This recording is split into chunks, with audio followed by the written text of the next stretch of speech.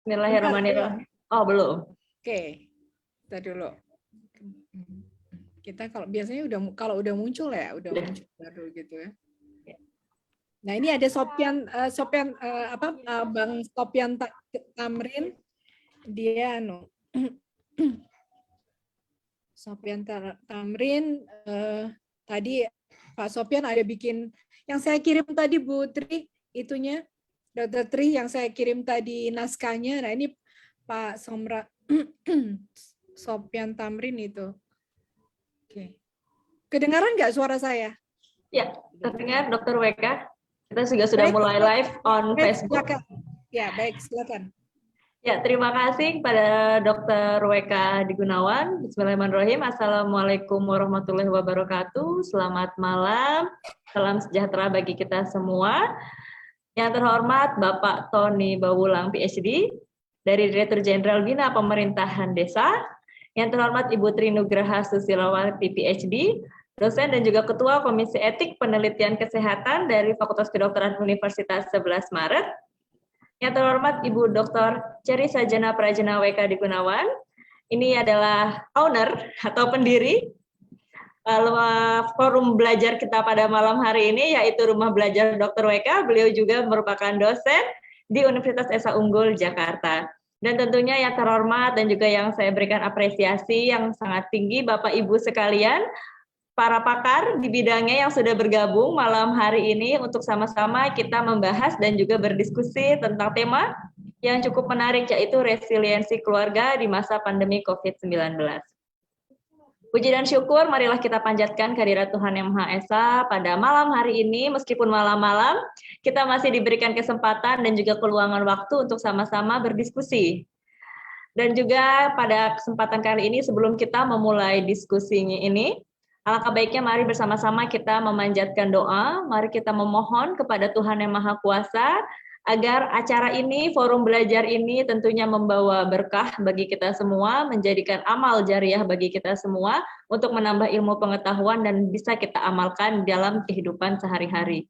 Kita juga mari bermohon kepada Tuhan Yang Maha Kuasa agar pandemi COVID-19 ini dan juga berbagai masalah yang terjadi baik dari dalam diri kita pribadi, keluarga ataupun negeri tercinta kita segera menemukan solusi dan juga penyelesaiannya sehingga kita bisa kembali hidup normal seperti sebelumnya.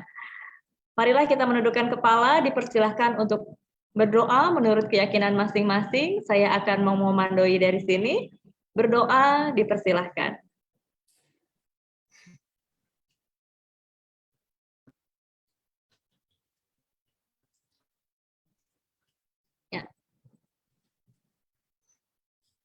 Berdoa selesai, kita juga bermohon kepada Tuhan Yang Maha Kuasa, semoga kemungkinan rekan-rekan, banyak rekan dari kita, saudara, atau mungkin orang tua, handai taulan kita yang mungkin berpulang di masa pandemi COVID-19 ini, kita bermohon agar mereka semua diberikan tempat yang sebaik-baiknya di sisi Tuhan Yang Maha Esa.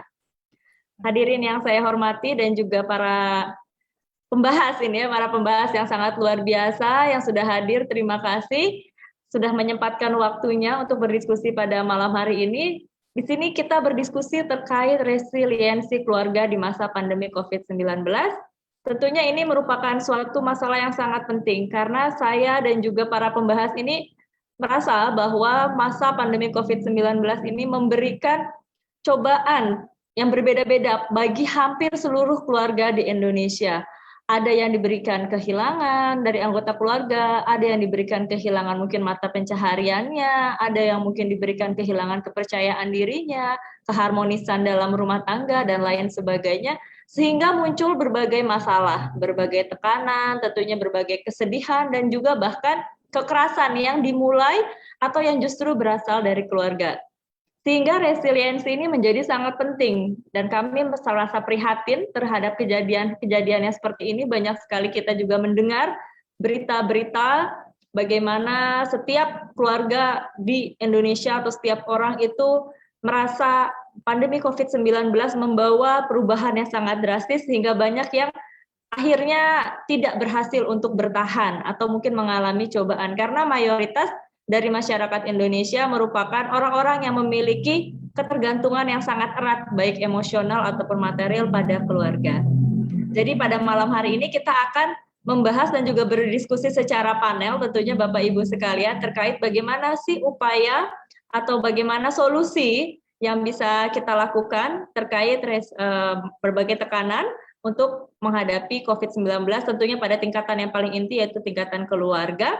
Di sini nanti akan ada 3 pembahas yaitu Bapak Tommy Bawulan, Ibu PK Gunawan dan juga Ibu Trinugraha Susilawati. Namun saya tidak menutup kemungkinan bagi Bapak Ibu apabila ingin langsung berdiskusi tentunya tinggal raise hand. Nanti akan saya berikan kesempatan untuk berdiskusi, mungkin bertanya atau mungkin ingin bertukar opini dengan para pemateri atau para pembahas kita malam hari ini. Baiklah, Bapak Ibu sekalian yang saya hormati, di sini saya sudah punya pulpen dan juga catatan. Mari kita sama-sama memulai pembahasan ini secara sersan ya, serius namun tetap santai begitu. Kesempatan pertama akan saya berikan kepada yang terhormat Bapak Tommy Bawulang yang sudah hadir dari sebelum live on di tengah-tengah kesibukan yang sangat luar biasa. Terima kasih Bapak masih bisa dan juga masih ingin bergabung. Kita akan sangat-sangat senang dan akan sama-sama belajar bersama Bapak Tommy Bawulang. Sebelumnya saya akan sapa Bapak Tommy.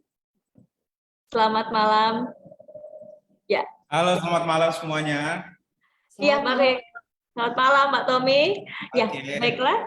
Kepada Bapak Tommy Bawulang dipersilakan untuk memulai dan juga memberikan pendapat berikut juga opini terkait masalah resiliensi keluarga di masa pandemi COVID-19 ini. Pada Pak Tommy Bawulang, dengan hormat saya persilahkan.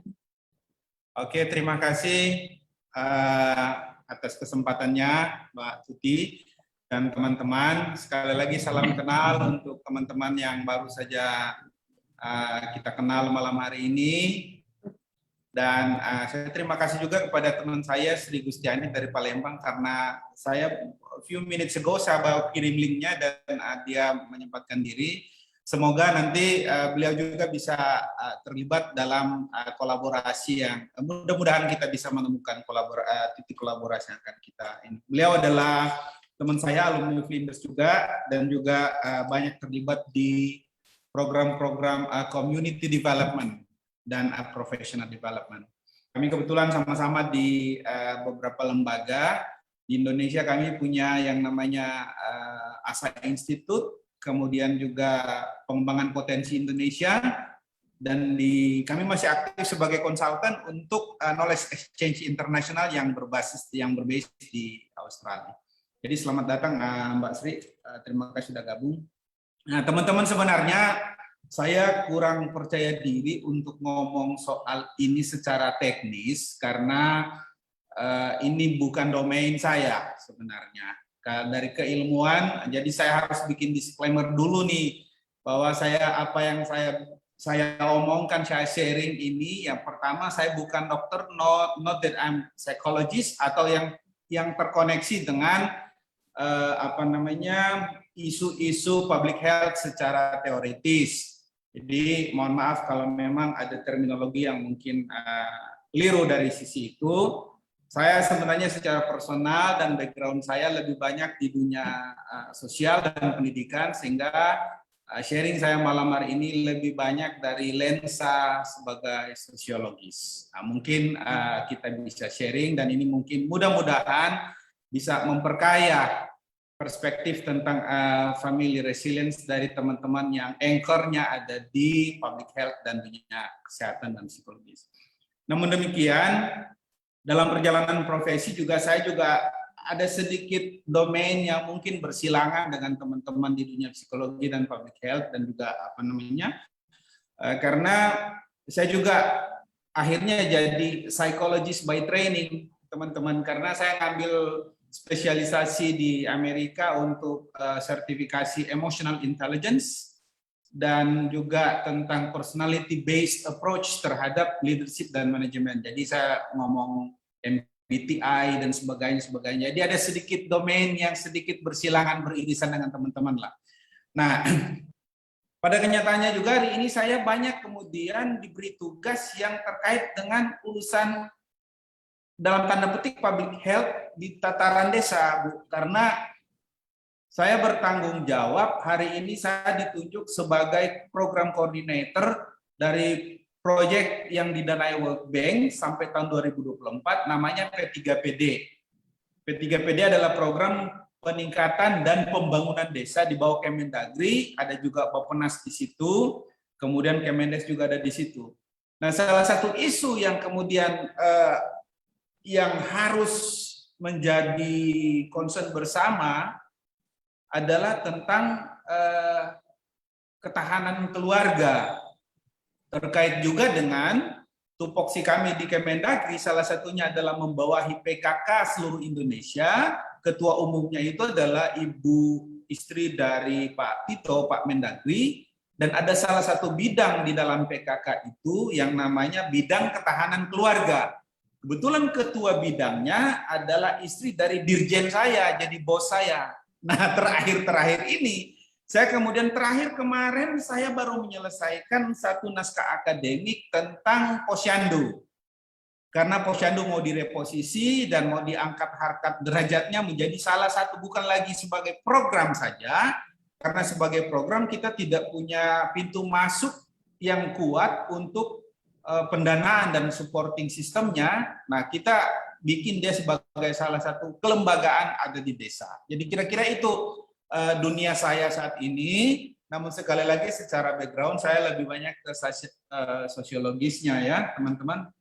Nah, dari perspektif sosiologis kemudian saya melihat family sekali lagi family ini adalah sebagai sebuah unit sosial terkecil, kalau kita sepakat itu. Keluarga itu adalah sebuah unit sosial terkecil. Sehingga ketika kita ngomong family, maka definisinya ini sebenarnya extended dalam konteks sosial. Sehingga kalau mau bilang family, sebenarnya ada 3 paling tidak building blocks-nya di situ menurut saya dari perspektif sosial. Ada pada level personal dan individu yang membentuk sebuah family, kemudian family itu sebagai sebuah organisasi dan sosial sebagai interkorelasi dari unit ini. Jadi dia tidak bisa lepas kita ngomong family resilience dari konteks sosial di luar dari rumah itu sendiri gitu. Jadi dari perspektif ini saya melihat family sebagai family resilience itu adalah sebagai hasil dari konstruksi sosial di antara unit-unit ini. Jadi begitu. Jadi kalau mau ngomong family, saya lebih melihat bahwa family tidak hanya terdiri dari bapak, ibu, anak yang ada dalam keluarga, tetapi dalam konteks relasional dengan lingkungannya juga. Sehingga ini yang melandasi saya melihat konteks family resilience lebih extended seperti itu. Nah, kenapa kita tahu bersama bahwa kemudian ini kan sebenarnya persilangan dari fisiologi dan psikologis ya secara sejarahnya Bu ya. Kalau teman-teman mungkin lebih tahu, muncullah konsep family resilience. Tapi dalam perkembangannya terakhir ini saya juga membaca terakhir dalam dunia sosiologi ini kemudian juga muncul juga yang persilangan dengan dari kemungkinan kemudian ketika kita bicara family resilience, dan kalau kita mau riset tentang family resilience itu sebuah tim, mungkin nanti kita bisa kembangkan bersama, sebuah tim untuk bisa mengcapture isu family resilience secara komprehensif dan holistik itu sebaiknya memang banyak juga dari unsur sosiologisnya. Itu. Jadi sehingga kita, during pandemic ya, benar saya setuju dengan Mbak Tuti tadi, family resilience menjadi isu karena COVID ini kemudian berdampak multidimensi. Saya coba-coba sebelum mau diskusi, saya coba-coba untuk snapshot di Indonesia. Luar biasa ternyata COVID berdampak terhadap family resilience ini. Kalau saya lihat di angka statistiknya, angka perceraian meningkat 5% di saat COVID. Dan itu juga sangat related to isu family resilience, kan, ketahanan keluarga. Kemudian kekerasan terhadap perempuan dan anak juga meningkat. Teman-teman mungkin lebih tahu angka-angka statistiknya, tapi ini saya lihat memang meningkat. Di beberapa jurnal saya lihat juga ini dibahas cukup ini juga. Kemudian, nah yang saya mungkin masih mau cari angka ininya, angka empiriknya adalah kasus bunuh diri. Di berbagai berita memang katanya meningkat, cuman kan ya kita sebagai akademisi kan nggak mungkin menggunakan itu sebagai basis kan. Jadi mungkin nanti ke depan juga kita bisa riset, salah satunya melihat itu benar atau enggak gitu. Tapi kalau menurut saya secara secara awam, saya lihat hari ini dari kacamata sosiologis kan kita lihat bahwa our social ini dalam kondisi fatigue. Dalam kondisi yang sangat lelah sekali. Secara psikis kita lelah, secara fisik juga kita lelah, emosional semua. Dan kalau bilang ada orang bunuh diri karena COVID, saya yakin pasti ada, meskipun belum ada datanya gitu ya. Jadi memang COVID ini sangat-sangat berdampak dan makanya di dalam pembahasan terakhir di program kami, saya adalah salah satu advokat yang terhadap program bagaimana kemudian, karena gini, di dalam ini yang isu family ini selama ini hanya berkisar tentang ketahanan keluarga, tapi lebih banyak ke fokus ekonomi keluarga. Padahal tidak kalah pentingnya adalah sosial mental health-nya keluarga itu dan isu-isu terkait itu, emosional dan lain-lain sebagainya. Nah, sehingga ini ada satu jurnal yang saya kutip tadi, tapi angkanya nanti kita cek bersama. Ini luar biasa angka konflik, bahkan ada konflik yang terjadi di masyarakat itu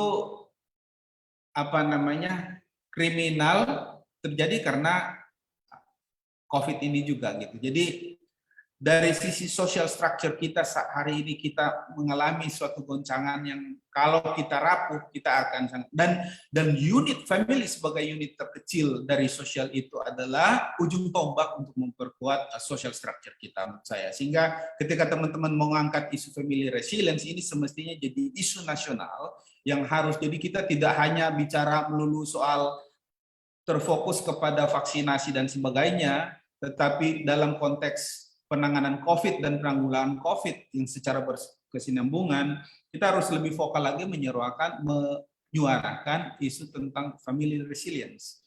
Itu menurut saya. Karena family jadi ujung tombak dari ketahanan sosial gitu ya. Beberapa snapshot berita yang saya lihat juga ini kekerasan karena dalam keluarga sangat-sangat tinggi angkanya.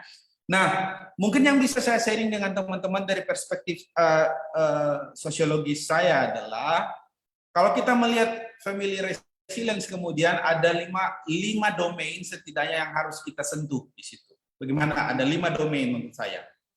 Yang pertama adalah psychological resilience. Ketangguhan, kalau di Indonesia kan saya tidak tahu, basic saya dari timur, bahasa Indonesia saya nanti Mbak Tri ini, tapi saya melihat resilience ini sebagai ketangguhan menurut saya ya, ketangguhan. Tidak tahu ininya tapi ketangguhan psikologis yang pertama. Ini jadi penting, yang paling utama itu. Kemudian tentu saja ketangguhan psikologikal, ketangguhan fisiologikal, ketangguhan fisik. Ini juga harus menjadi sebuah domain, sebuah ranah yang terus kita gaungkan dalam konteks family resilience ya. Yang ketiga tidak kalah pentingnya adalah tentang ketangguhan spiritual. Jadi ketangguhan spiritual. Ini yang kita juga, ini saya sering merasa sedih teman-teman ya. Kita dikenal sebagai sebuah negara yang sangat religius, tapi secara spiritual kita itu sangat lemah. Kenapa? Karena secara social structure kita itu rapuh ketika bersentuhan dengan isu-isu agama. Ini menandakan sebenarnya, yes, we are religious, but we are not spiritual, strongly spiritual. Ini jadi beban-beban kita juga untuk sebagai edukator untuk tetap memberi pendidikan kepada masyarakat tentang spiritualisme yang kemudian akan memperkuat juga ini. Yang keempat adalah tentang ketahanan ekonomi, di dalamnya adalah resources, karena family resilience juga itu adalah terkait dengan the ability of the family to utilize the resources to overcome the stress from the extent the outsider kan. Jadi ekonomi. Nah, hari ini yang muncul pemantik salah satu kerapuhan keluarga adalah ekonomi. Jadi itu kemudian menjadi salah satu domain yang harus kita perkuat, dan tentu saja tentang yang lebih luas adalah sociological. Bagaimana interrelasi sebuah family dengan family tetangga dan sebagainya. Ini juga menjadi penting. Terdengar sangat sederhana, terdengar sangat klise, but this is true. Karena dengan kondisi kita yang keluar rumah aja susah ini, sepertinya kita mulai kehilangan lagi interrelasi kita dengan ini. Nah, kita harus menemukan cara-cara dengan cara-cara yang baru untuk kembali memperkuat ini. Otherwise, we are going down in terms of the resilience. Family resilience adalah key dari social resilience menurut saya. Jadi kalau kita mau menuju kepada sebuah masyarakat yang tangguh, the key is we have to be able to develop very strong family resilience. Nah, ada beberapa, saya juga sharing sama Mbak Tri, tapi saya bilang bahwa ada 3 domain yang harus kita benahi untuk memperkuat ini. Yang pertama dari sisi belief internal keluarga dan nilai-nilai values, kemudian keluarga sebagai unit di manage sebagai organisasi di dalamnya, dan tentu saja ada komunikasi yang menjadi salah satu aspek untuk ini. Nah, my final note kemudian adalah, in my opinion, family resilience is not only just about weathering a storm, but rather it's about turning the adversity into a catalyst for the family growth. Jadi, family resilience bukan hanya sebagai isu saja untuk bisa menangkal pada saat kita krisis, tapi ini ada family resilience also we have to talk about the growth of the family beyond the crisis. Itu menurut saya. Jadi ketika kita bicara family resilience dengan mentouch domain-domain yang tadi ya diharapkan. Jadi mental health is only one of the domain, one of the building block of the family resilience. The other we have to touch the other aspect as well, because at the end family resilience is also about the family growth beyond the crisis. Jadi kita nggak bicara hari ini bahwa kita menghadapi krisis hari ini, but the family resilience is an ongoing issue, yang artinya dia juga harus mencakup tentang isu the growth of the family beyond the crisis. Barangkali itu yang bisa saya sharing, teman-teman. Minta maaf kalau ada yang kurang kena dengan konsep pemikiran teman-teman. Saya sangat terbuka untuk ini kita diskusikan. But perhaps my final point adalah, after the discussion malam ini, mungkin kita akan lanjut lagi. Saya butuh masukan teman-teman untuk kemudian memperkaya. Saya ingin sekali memasukkan, kalau ada nanti dari Mbak Weka dan teman-teman, apa sih program yang realnya gitu, yang sedang dilakukan teman-teman di dalam dunia ini, di dalam dunia public health terkait family resilience. Apa sih sebenarnya? Give me a snapshot, kalau bisa. Nanti mungkin kita akan undang diskusi lagi. Saya ingin menginsertit ini dalam program, gimana program P3PD yang tahun ini kita harus mencakup 180 kabupaten. You can imagine. If we can bring the issue of family resilience ini di dalam sebuah program yang punya rezim, kita kan rezim nomenklatur, Mbak. Niat baik tanpa nomenklatur nggak akan terlaksana itu kan. Jadi harus cari payung nomenklaturnya gitu. Jadi kalau if you imagine kalau kita bisa mendesain sebuah program yang kemudian kita bisa masukkan dalam nomenklatur program yang ini, ya mungkin kita bisa lebih banyak lagi lah after beyond the discussion tonight, mungkin kita bisa apa sih yang bisa kita lakukan untuk memperkuat family resilience atau program-program yang terkait. Ini kolaborasi. Nah, kebetulan ya saya tidak berjanji banyak, tapi kebetulan program P3PD ini udah 2 tahun nggak jalan. karena COVID. Dan target tahun lalu di carry over tahun ini. Mampus nggak ini udah bulan segini kita belum juga jalan gitu. Jadi banyak sekali peluang-peluang kita untuk tinggal kita mendesain, mempackage family resilience ini kemudian dalam isu yang nanti dimasukkan lewat program PKK. Program PKK di mana? Di bidang ketahanan keluarga. Nah di situ kita, jadi saya nanti Mbak Tri kita akan diskusi setelah ini dengan teman-teman juga. Ada kemungkinan kita langsung inserting aja, karena apa? Tahun ini kami harus 180 kabupaten yang kami dampingi. Di Indonesia itu ada 74.961 desa. Nah, itu ada, kalau kita bisa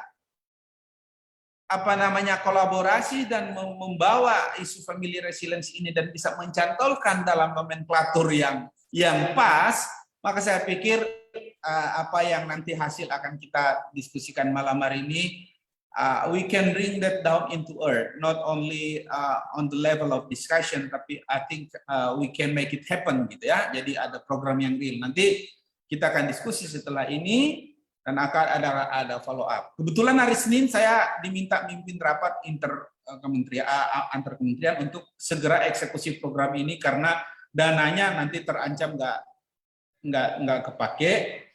Nah, saya pikir ini entry point yang bagus, tinggal kita mempackage-nya aja, Mbak WK, supaya kena dengan nomenklatur. Nah, kalau kita kalau nggak kena nomenklaturnya nggak bisa itu kan. Nah, inilah dinamika dan seni bekerja di Indonesia dengan rezim-rezim nomenklatur seperti ini. Nggak semua niat baik loh bisa dilakukan, kalau nomenklaturnya salah nggak bisa. Nanti dapat ketangkap BPK kalau nggak KPK. Oke, barangkali itu teman-teman dari saya ya. Mohon maaf sekali lagi, mohon maaf karena ini juga dadakan juga saya nggak bisa siapin. Tapi PowerPoint ini sebenarnya ada di Mbak Tri, saya kasih tadi. Cuman saya bilang nggak usah ditampilkan aja, malu-maluin aja gitu. Oke, terima kasih teman-teman. I would like to hear from you. Thank you. Ya, terima kasih Bapak Tommy Baulang. Ini sebenarnya saya juga dikirimi Dr. Tri, ini sangat bagus Pak. Dengan ini kalau ditampilkan pun tidak sama sekali memalukan, karena ini benar-benar sudah nampaknya saya kira ini sudah sangat siap dan sudah sangat penuh dengan informasi, dan diskusi malam ini jadi cocok ya Dr. WK ya. Jadi diskusi antar bidang keilmuan dengan para pakarnya kita bisa mendesain. Jadi Pak Tommy yang sudah ditodong mungkin dengan program yang harus didesain. Nah, malam hari ini berbicara langsung dengan para pakar di bidang keilmuan lain, tentunya di bidang kesehatan masyarakat dan juga yang lainnya, kita bisa sama-sama malah menemukan solusi yang cocok bagaimana caranya gitu Pak ya, biar nanti kalau dijadikan program ini tidak, istilahnya kalau mau mencangkup 180 desa, satu dirjen tanpa bantuan dari yang lain itu kan susah ya Pak. Jadi ini butuh tolong. Benar. 180 kabupaten loh, bukan desa. 180 kabupaten gitu ya. Oh my God. Satu kabupaten aja bisa banyak puluhan, bahkan mungkin ratusan desa ya, bayangkan, luar biasa. Ribuan. Tapi kan kita bisa mendekatinya secara sistematis. Kan? Artinya kalaupun kita misalnya kita berdoa aja semoga ketemu cantolannya, ya kan, cantolan nomenklaturnya. Nanti rencana riset itu, saya pikir ini adalah sesuatu yang sangat mungkin kita lakukan. Jadi saya mungkin ya kalau teman-teman mau ngajak saya untuk diskusi soal riset itu, saya bersedia. Dan semoga bisa cepat gitu. At least riset proposalnya bisa cepat, karena kalau gini teman-teman, kalau di program-program seperti ini biasanya lebih cepat dari dikti. Kenapa? Karena dia straight to the point. Kalau dikti kan kita harus nunggu jadwal dan nunggu bersaing dengan beberapa ribu. Betul. Kan? Kalau kita kan you knock me on the door gitu. Jadi bisa ini. Salah satu contoh gini ya. Salah satu contoh kita punya satu riset yang belum jalan ini. Itu tentang mau meriset di daerah Papua. Di daerah Papua, itu riset di daerah Papua, kita mau riset kira-kira pendekatan apa sih yang paling pas di mereka untuk peningkatan kapasitas, karena kami di Kemendagri lagi mendesain learning management system, tapi kan kasihan belum semua bisa akses itu dan belum semua punya kemampuan. beberapa daerah di Indonesia Timur termasuk Papua ini special case yang kami harus dekati secara khusus. Nah, harus ada riset dulu ke sana. Nah, ini udah bulan begini belum jalan gitu. Anggaran risetnya 500 juta. Nanti untuk Papua tahun depan 20 miliar. Gitu. Jadi ya saya tidak ngomong angka-angka untuk ini ya, tetapi ini gambaran realnya bahwa riset-riset yang grounded seperti ini harus lebih banyak dilakukan dan memang itu yang dibutuhkan gitu. Dan minta maaf kalau saya mau sedikit kritisi teman-teman yang ada di universitas gitu ya. Ya saya juga background saya universitas, saya pindah sekarang, nanti balik lagi nanti mudah-mudahan 2024 gitu setelah proyek selesai. Tapi teman-teman di universitas itu kita sering terjebak kepada research for the research purpose only. You know what I mean? So when it is published, it's done. We think it's done. When it is published on a highly cited journals, indexed journals, Q1, Q2, we think it's a prestigious one, but it's not. Because hari ini di Indonesia yang kita bukan kekurangan riset, kita kekurangan implementasi dari riset itu. Sehingga kalau misalnya teman-teman, saya pengen ngajak teman-teman lah, let's do the research that has the impact, real impact on public, on the community, on masyarakat, on social ya. Jadi mungkin dan isu social family resilience ini akan jadi sangat sangat rancu kalau kita cuma selesai di isu riset kemudian publish aja. Enggak, because we have to touch the ground. Karena family resilience ini isu yang sangat real challenge-nya, isu yang benar-benar real, dan kita we have to do something. It's not only writing a paper on based on research gitu. Jadi I will challenge you tonight to really make that happen, to conceptualize, and please contact me as soon as possible.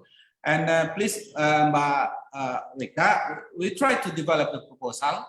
Ya, karena I don't promise you anything, but as I say that there will be a window of opportunity, the opportunity for us to make it happen gitu ya. Jadi saya tidak dalam kapasitas menjanjikan, tapi kebetulan saya tahu programnya dan saya program direkturnya gitu. Jadi saya lihat ada peluang lah untuk kita gitu.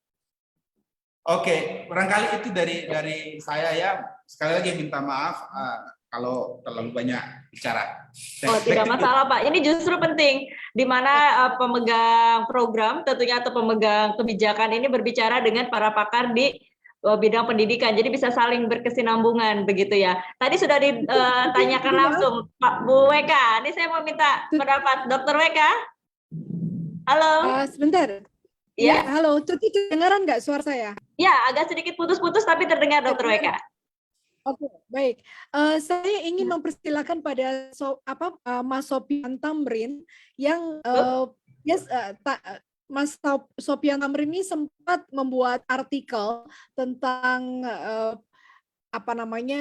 family resilience juga di sebuah koran ya. Silakan Mas Sopian, silakan. Pak Sopian Tamrin. Ya, beliau dari Sulawesi ini, Pak. Oh. Ya, di sini saya juga melihat Pak Sopian Tamrin. Selamat malam Pak Sopian Tamrin.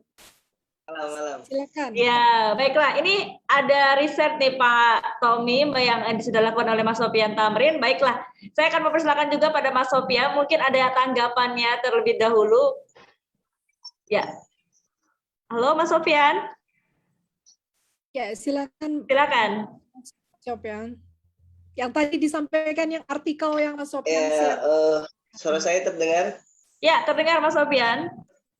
Halo. Halo. Ya, tentang apa Mas Sopian risetnya? Boleh disampaikan? Ya. Terdengar.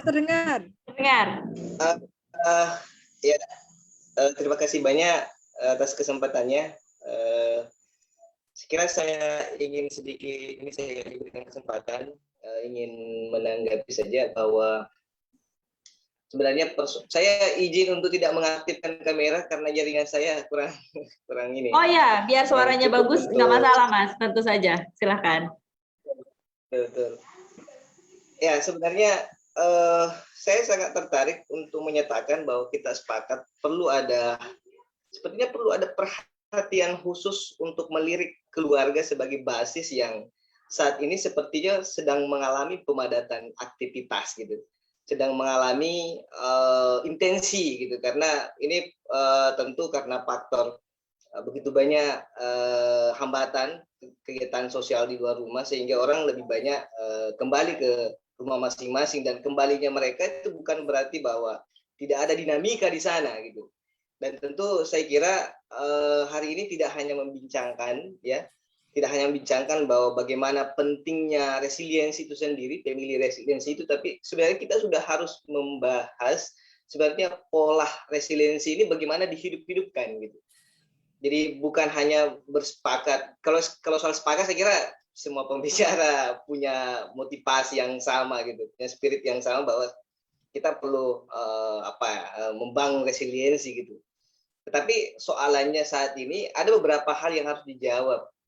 Pertama, paling tidak dari mana itu dimulai, siapa aktor utamanya, pendekatan apa yang dilakukan, ini semua harus terampung. Kemudian kita jadikan sebagai satu narasi besar ya, narasi besar untuk dijadikan sebagai sebuah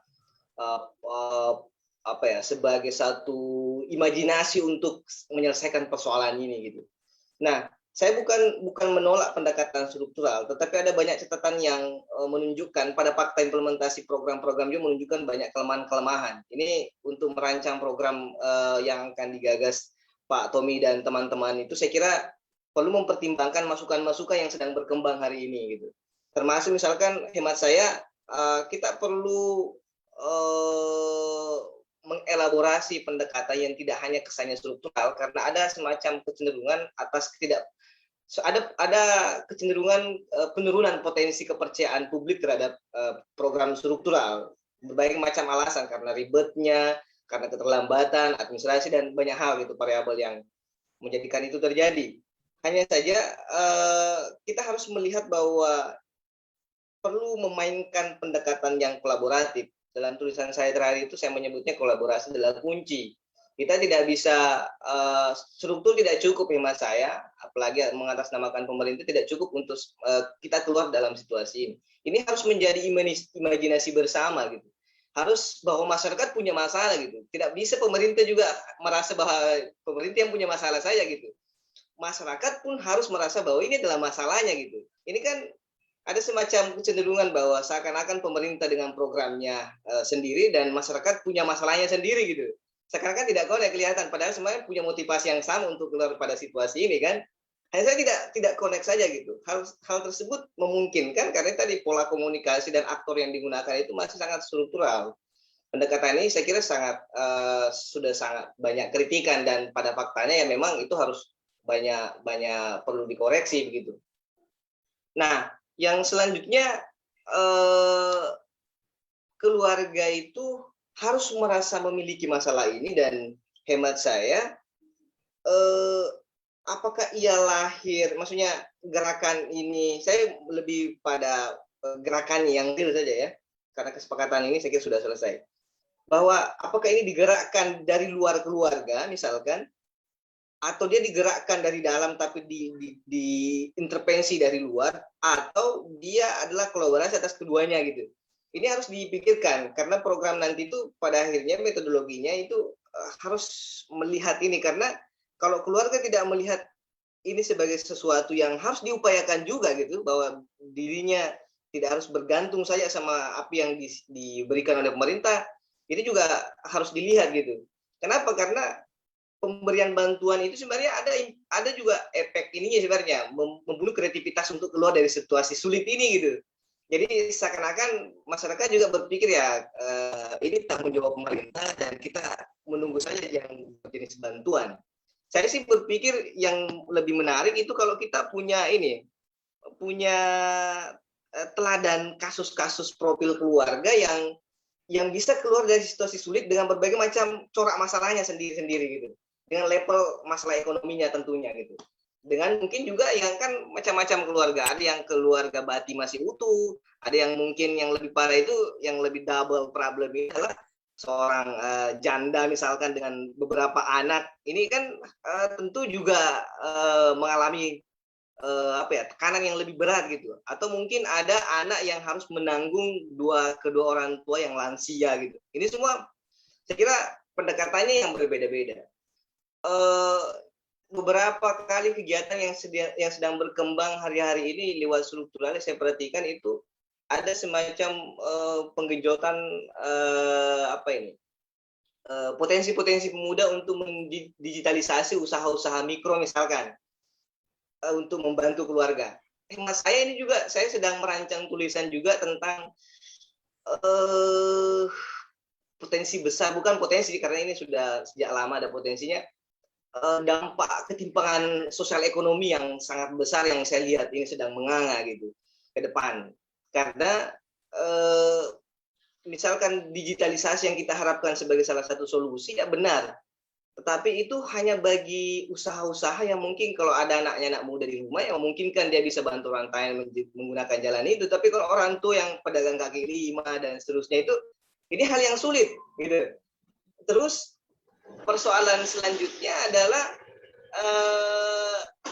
saya juga membuktikan bahwa tidak pernah waktu singkat ya, tidak ada waktu singkat, tidak pernah singkat orang bisa tiba-tiba melakukan adaptasi pada perubahan kondisi semacam ini gitu.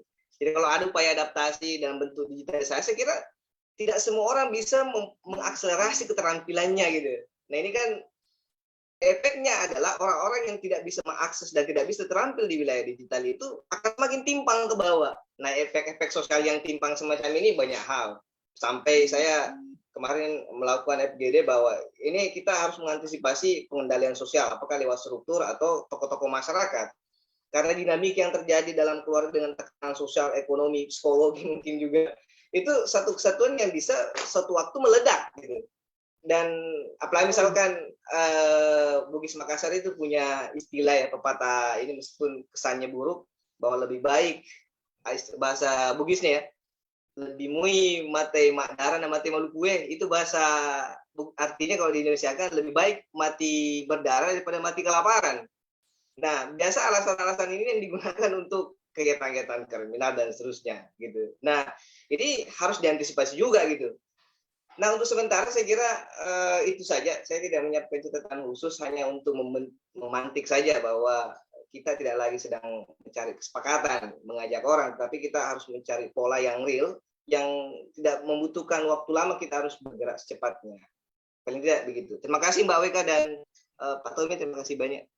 Ya, baik, terima kasih Mas Sopyan. Ini juga nanti saya minta Pak Tommy untuk menanggapi dan juga Bu Weka, Ibu Tri atau mungkin para hadirin yang lainnya. Jadi ada beberapa tadi yang mesti kita garis bawahi bahwa kita harus berusaha agar masalah ini tidak hanya dirasakan oleh pemerintah ataupun kita para pemerhati, namun keluarga harus juga merasa bahwa mereka harus melakukan sesuatu dan mereka harus juga merasa mengalami suatu perubahan yang harus dicari solusinya. Kita harus cari siapa aktornya, dimulai dari mana sehingga itu bisa terselesaikan. Dan kita juga harus sepertinya Mas Sopyan memberikan masukan agar kita melacak atau mungkin mencari keluarga-keluarga, contoh-contoh keluarga yang menerima tadi berbagai cobaan dan bagaimana cara mereka untuk keluar sehingga bisa menjadi motivasi, mungkin begitu maksudnya Mas Sopyan kepada keluarga-keluarga lain. Karena kalau tidak dimulai dari keluarga mungkin agak sulit gitu kalau pemerintah, jadi dikiranya masalah pemerintah. Nah ini bagaimana Pak Tommy Baulang?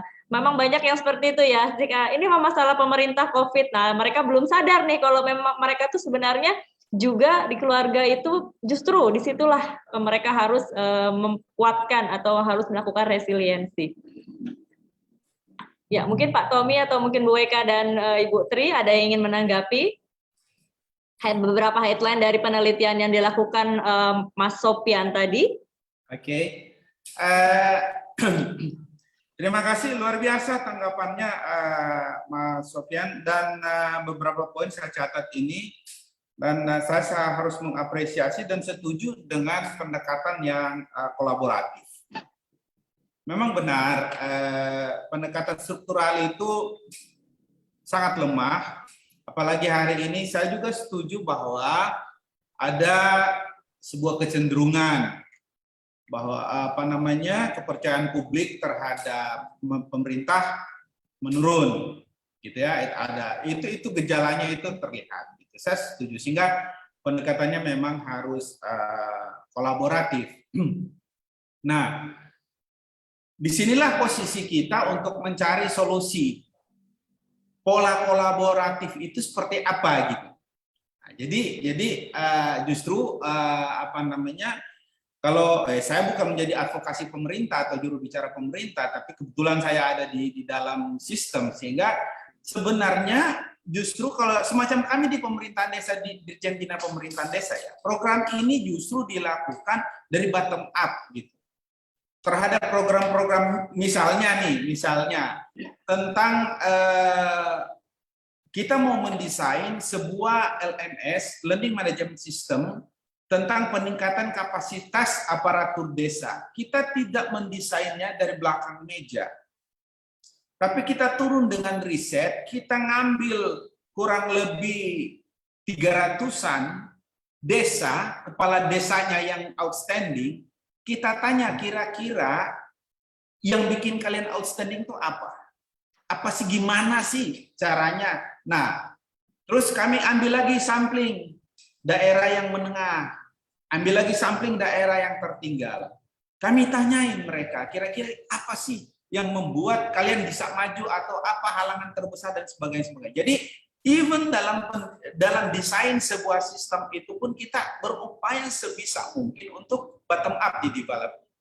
Nah, terhadap proses-proses program-program seperti ini memang dari kami sendiri, saya tidak tahu, saya hanya bicara dalam ranah otoritas kami. Kami memang selalu berupaya untuk kalau boleh kolaborasi gimana. Jadi kita sebagai penyedia program dan funding itu sebenarnya membuka ruang sebesar-besarnya. Makanya contohnya malam hari ini saya bilang sama nanti Mas Sofyan juga, saya sangat berharap Mas Sofyan bergabung juga dengan pembicaraan-pembicaraan selanjutnya untuk kita mendesain kira-kira pola kolaborasinya itu seperti apa gitu ya.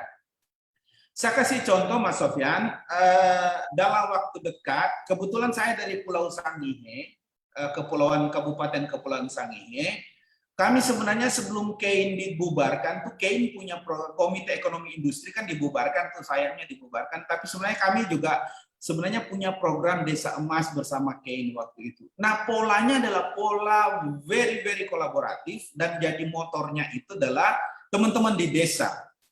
Nah, hari ini akan segera kita jalankan, itu adalah program Patriot Desa di Kabupaten Kepulauan Sangihe, mudah-mudahan jadi modeling untuk nasional, bagaimana program-program penguatan kapasitas desa itu berbasis di desa dan dari desa gitu ya. Kita tinggal ya, salah satu yang bisa kita lakukan yang terutama adalah pendanaannya gitu. Meskipun harus diakui bahwa pendanaan ini pun tidak boleh 100%. Kenapa? Benar kata Mas Sofyan, bantuan-bantuan ini dari sisi lain memang menolong, tapi di sisi lain juga kurang edukatif terhadap masyarakat gitu. Tapi kan hari ini kita semua juga susah kalau kita mendikotomikan itu gitu ya. Jadi pemerintah juga seringkali ada pada posisi yang sangat sulit, mau dibantu dibilang nggak mendidik, nggak dibantu orang mati gitu kan. Mau ngapa kita hari ini? Jadi akhirnya juga ada pada posisi secara kasuistik kita memetakannya kira-kira seperti apa. Nah, jadi program yang turun ke desa ini juga kita akan memetakan seperti itu. Dari sisi mana ini program ini akan kita danai 100%, dari sisi mana kemudian mereka harus punya upaya untuk mandiri dan sebagainya, itu juga akan kita petakan. Nah, saya sangat butuh diskusi-diskusi seperti ini supaya kita bukan totalitas pendekatan struktural, tapi memang pendekatan yang kolaboratif dengan pendekatan struktural itu tidak bisa kita hindari karena memang ya sumbernya dari situ gitu untuk mengintervensi kan gitu. Jadi kita harus lebih realistik lah dalam hal itu. Kemudian soal misalnya tentang contoh kasus misalnya tentang digitalisasi. Ya, dari perspektif kita memang saya juga orang kampung, memang tidak mudah itu. Bahkan hari ini kita mendesain learning management system, berharap apa? Ini bisa menjadi satu pendekatan yang mengakselerasi peningkatan kapasitas aparatur desa. Permasalahannya adalah pertama, dari sisi infrastruktur, tidak semua desa di Indonesia sudah bisa mengakses, ya kan?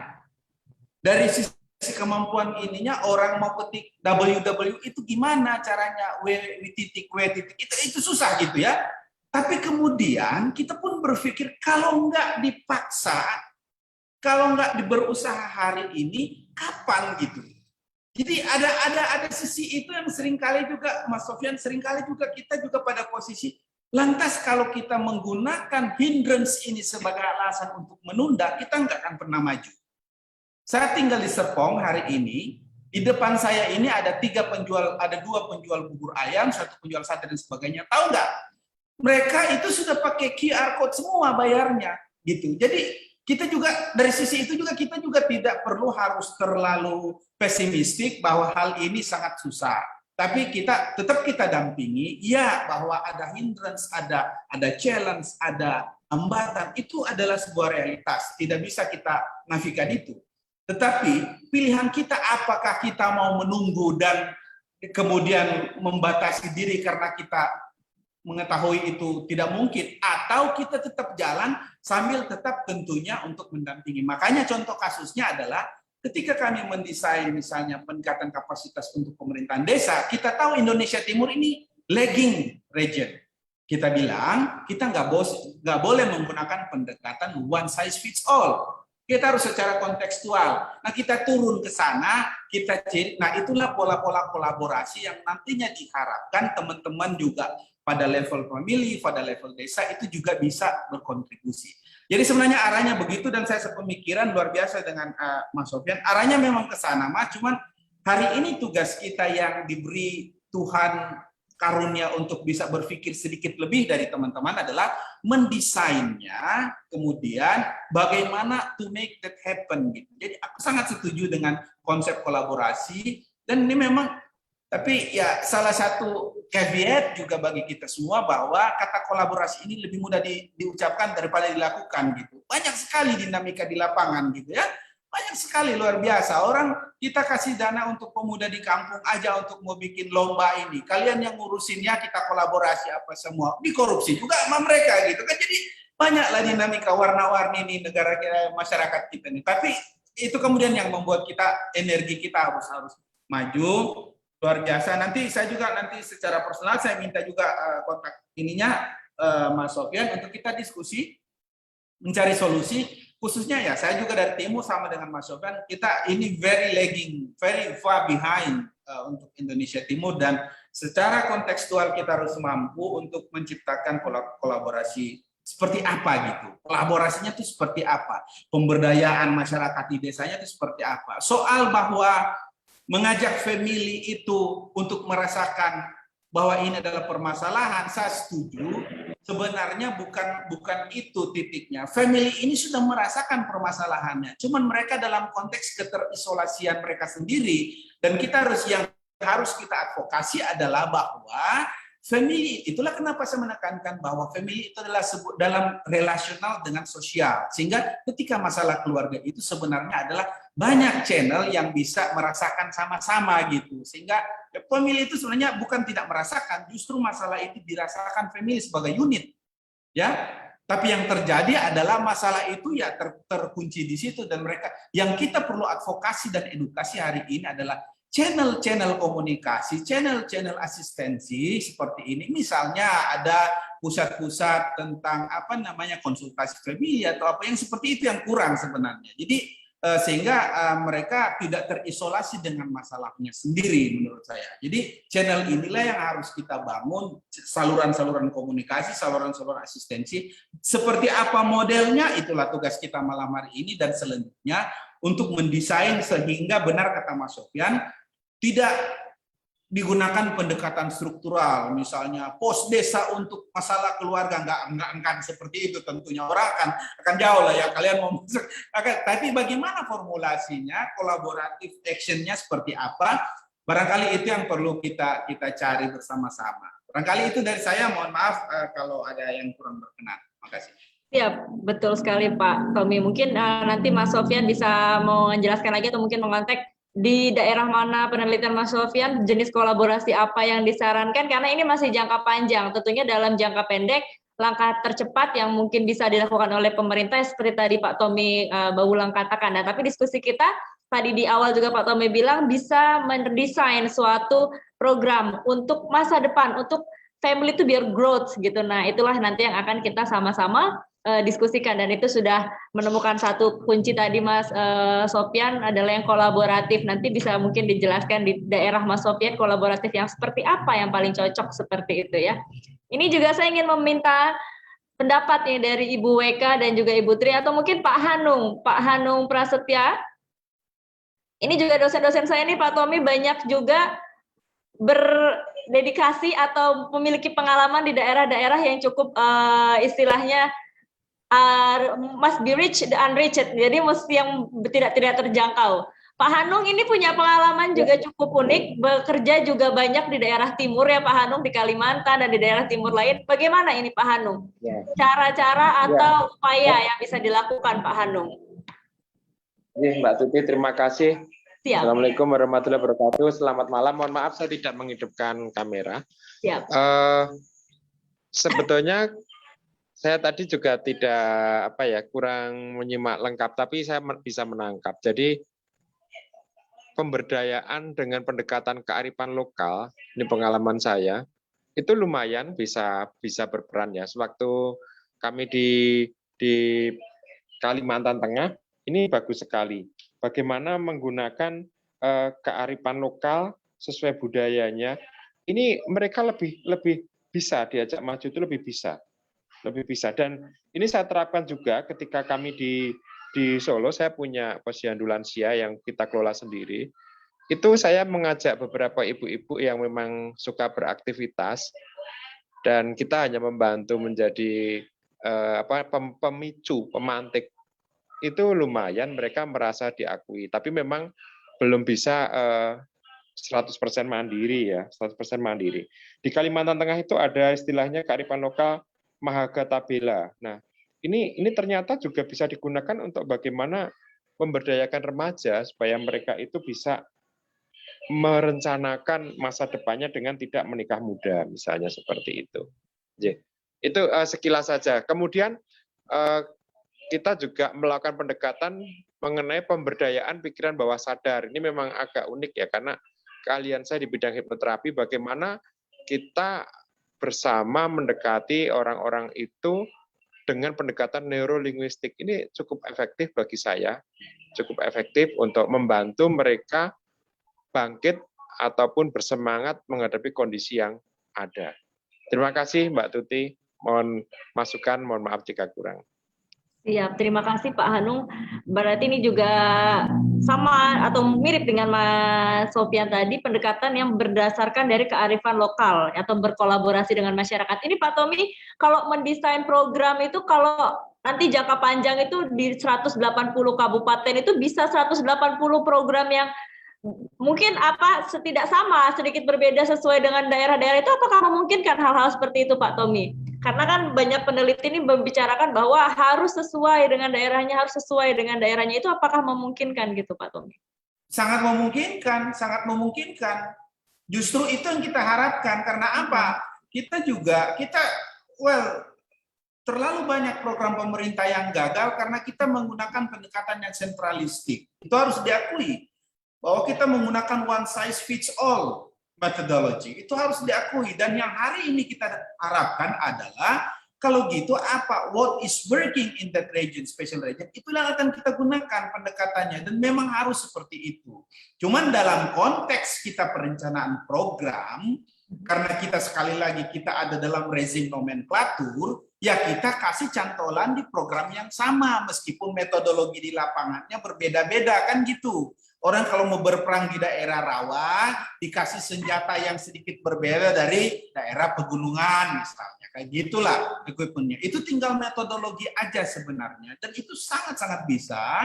Dan itu justru diharapkan harus seperti itu. Supaya apa? Mereduksi resistensi terhadap pendekatan struktural. Oh, ngapain orang Jakarta? Emang kalian tahu kita di sini gitu kan gitu. Itu salah satu mental barrier dari orang-orang yang ada di daerah. Kebetulan ya alhamdulillah Mbak, pengalaman saya itu cukup lengkap. Sebelum jadi orang pusat, saya itu orang daerah, saya orang desa gitu. Jadi saya pernah di desa ini. Jadi lengkap lah. Jadi cukup dan kebetulan juga saya orang desa yang di daerah terpencil dan daerah perbatasan, komplit isunya gitu ya. Daerah kepulauan pula gitu kan.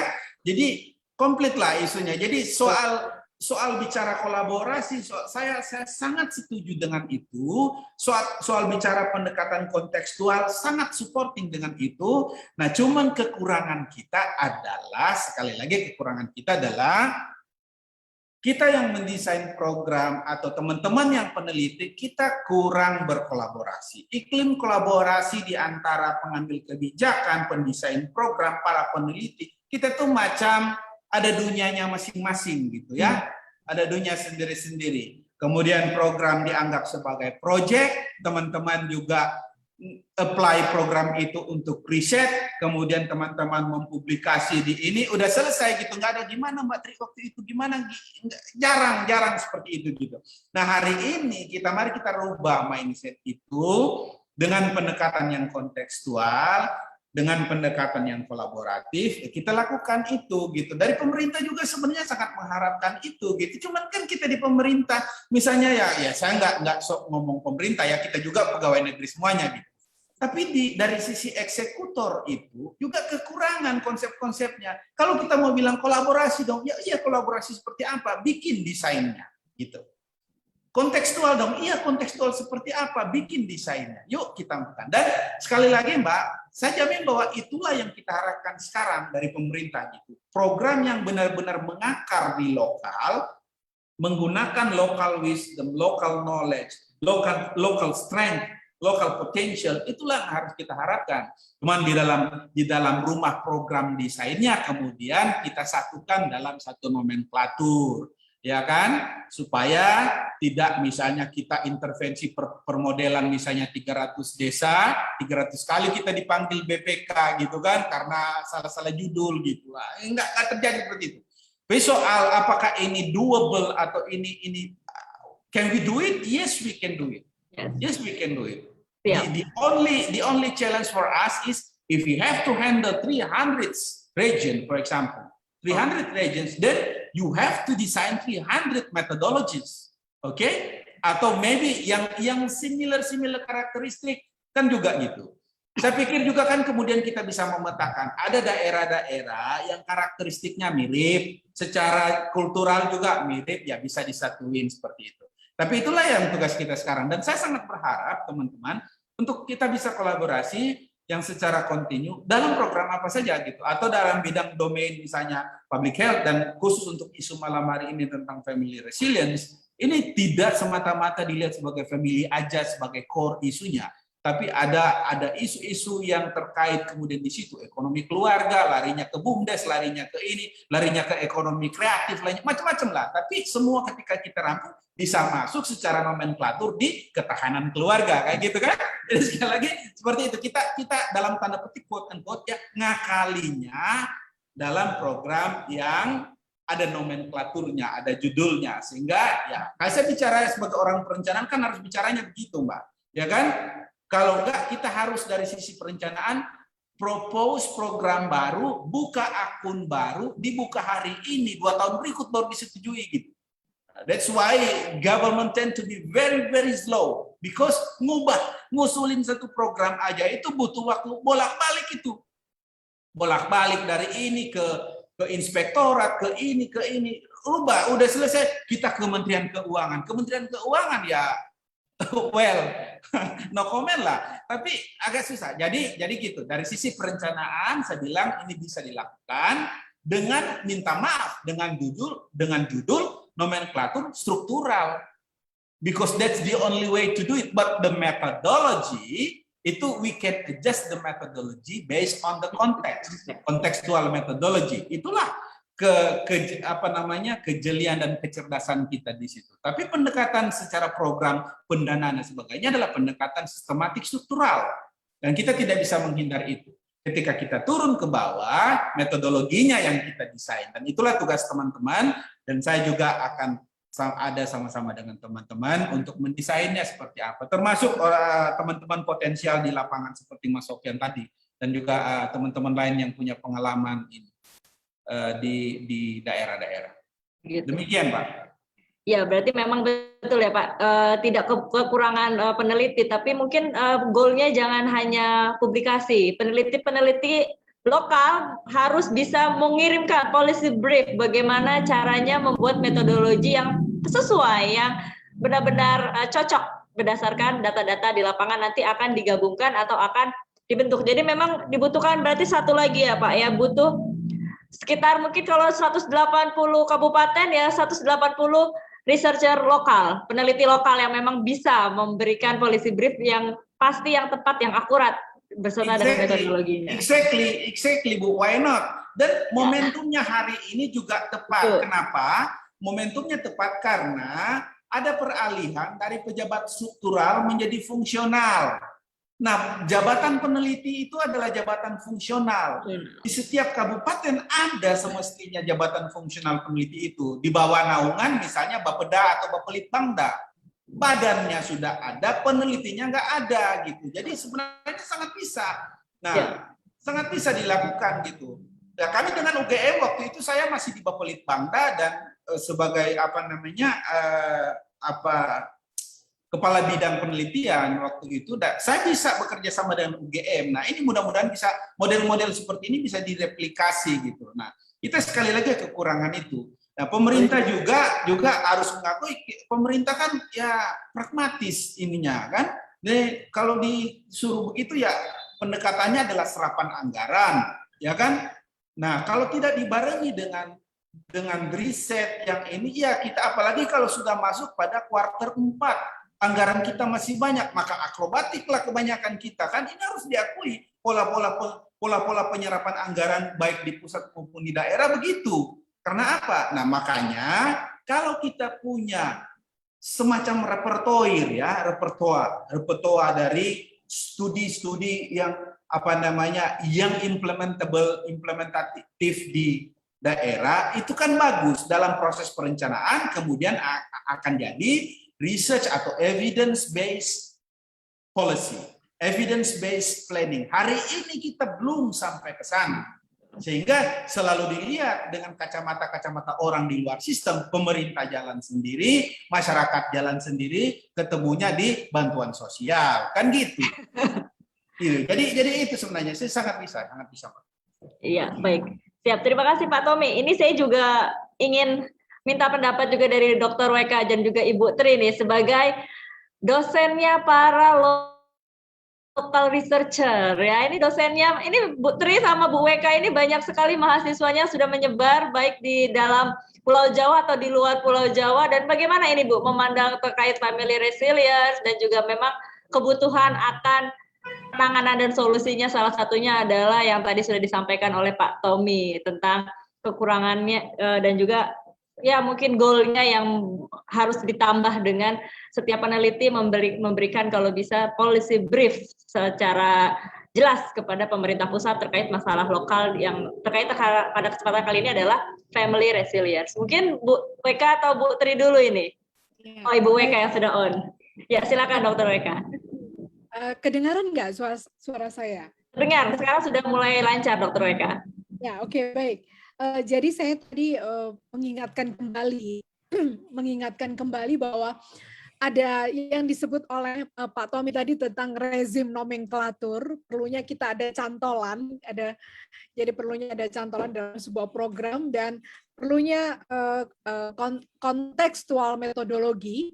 Nah, makanya itu yang kita perlu juga nanti akan kita rancang ini bersama-sama.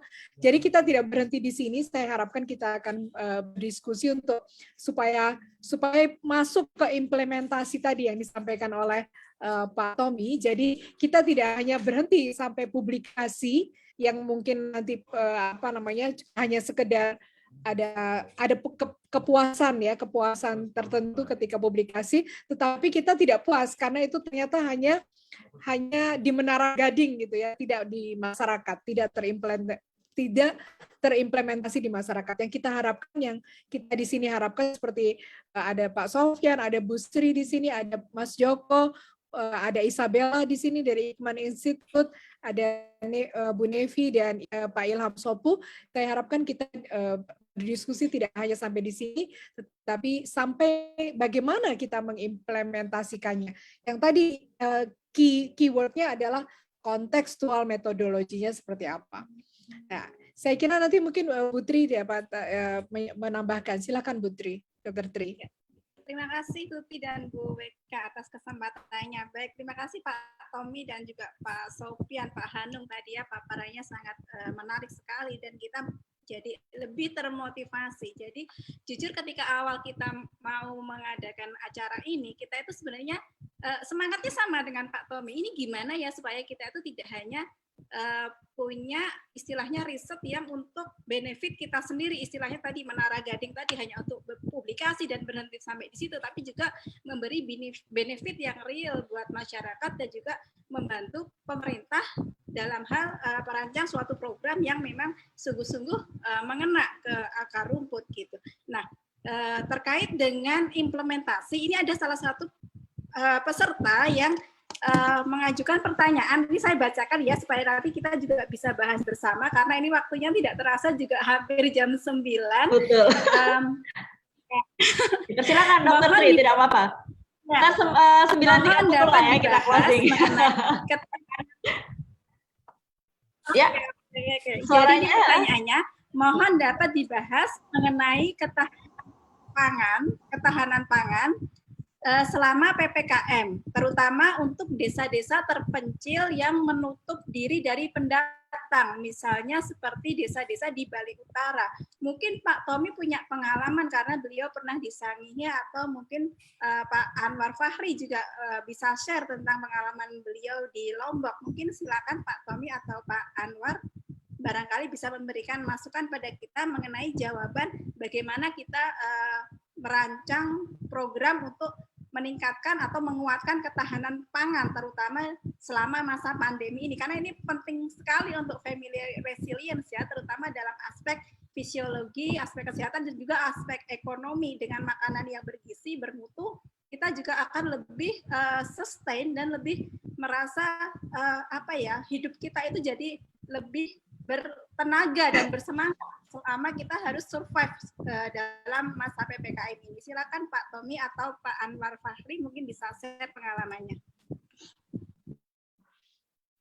Oke, makasih. Pak Anwar mau sharing?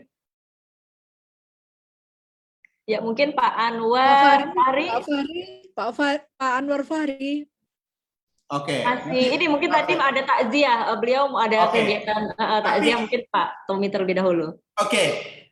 Ini pertanyaan yang sangat bagus, Tri, karena ini sangat relevan dan kontekstual dengan kondisi yang pernah saya teliti. Gitu.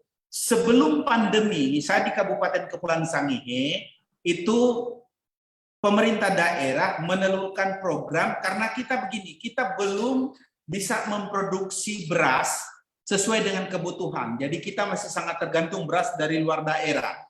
Nah, salah satu solusinya adalah daripada kita memaksa dalam waktu cepat untuk jadi petani beras, which is not our culture, ya, gimana kalau kita turning into makanan lokal. Jadi umbi-umbian dan sagu. Itu sebelum pandemi, tahun 2019, kalau nggak salah. Lalu kami membuat program yang namanya 2 hari tanpa nasi, 2 days without rice. Dan itu jauh sebelum, bukan jauh, tapi sebelum itu. Nah, 1 tahun setelah program itu, dari dalam 2 hari, dan you can imagine, 2 hari dari 7 hari itu berapa persen. Dan kita sangat bisa mengurangi ketergantungan beras very substantially. Sangat beras kita ya. Tapi kemudian, harga umbi-umbian jadi lebih mahal dari beras. Kembali lagi ke masalah affordability. Orang bilang, lah kita tidak mau makan nasi, makan umbi lebih mahal dari beras. Itu akhirnya jadi challenge. Nah, kemudian apa yang kita lakukan? Kita mempush untuk produksi makanan lokal lebih banyak.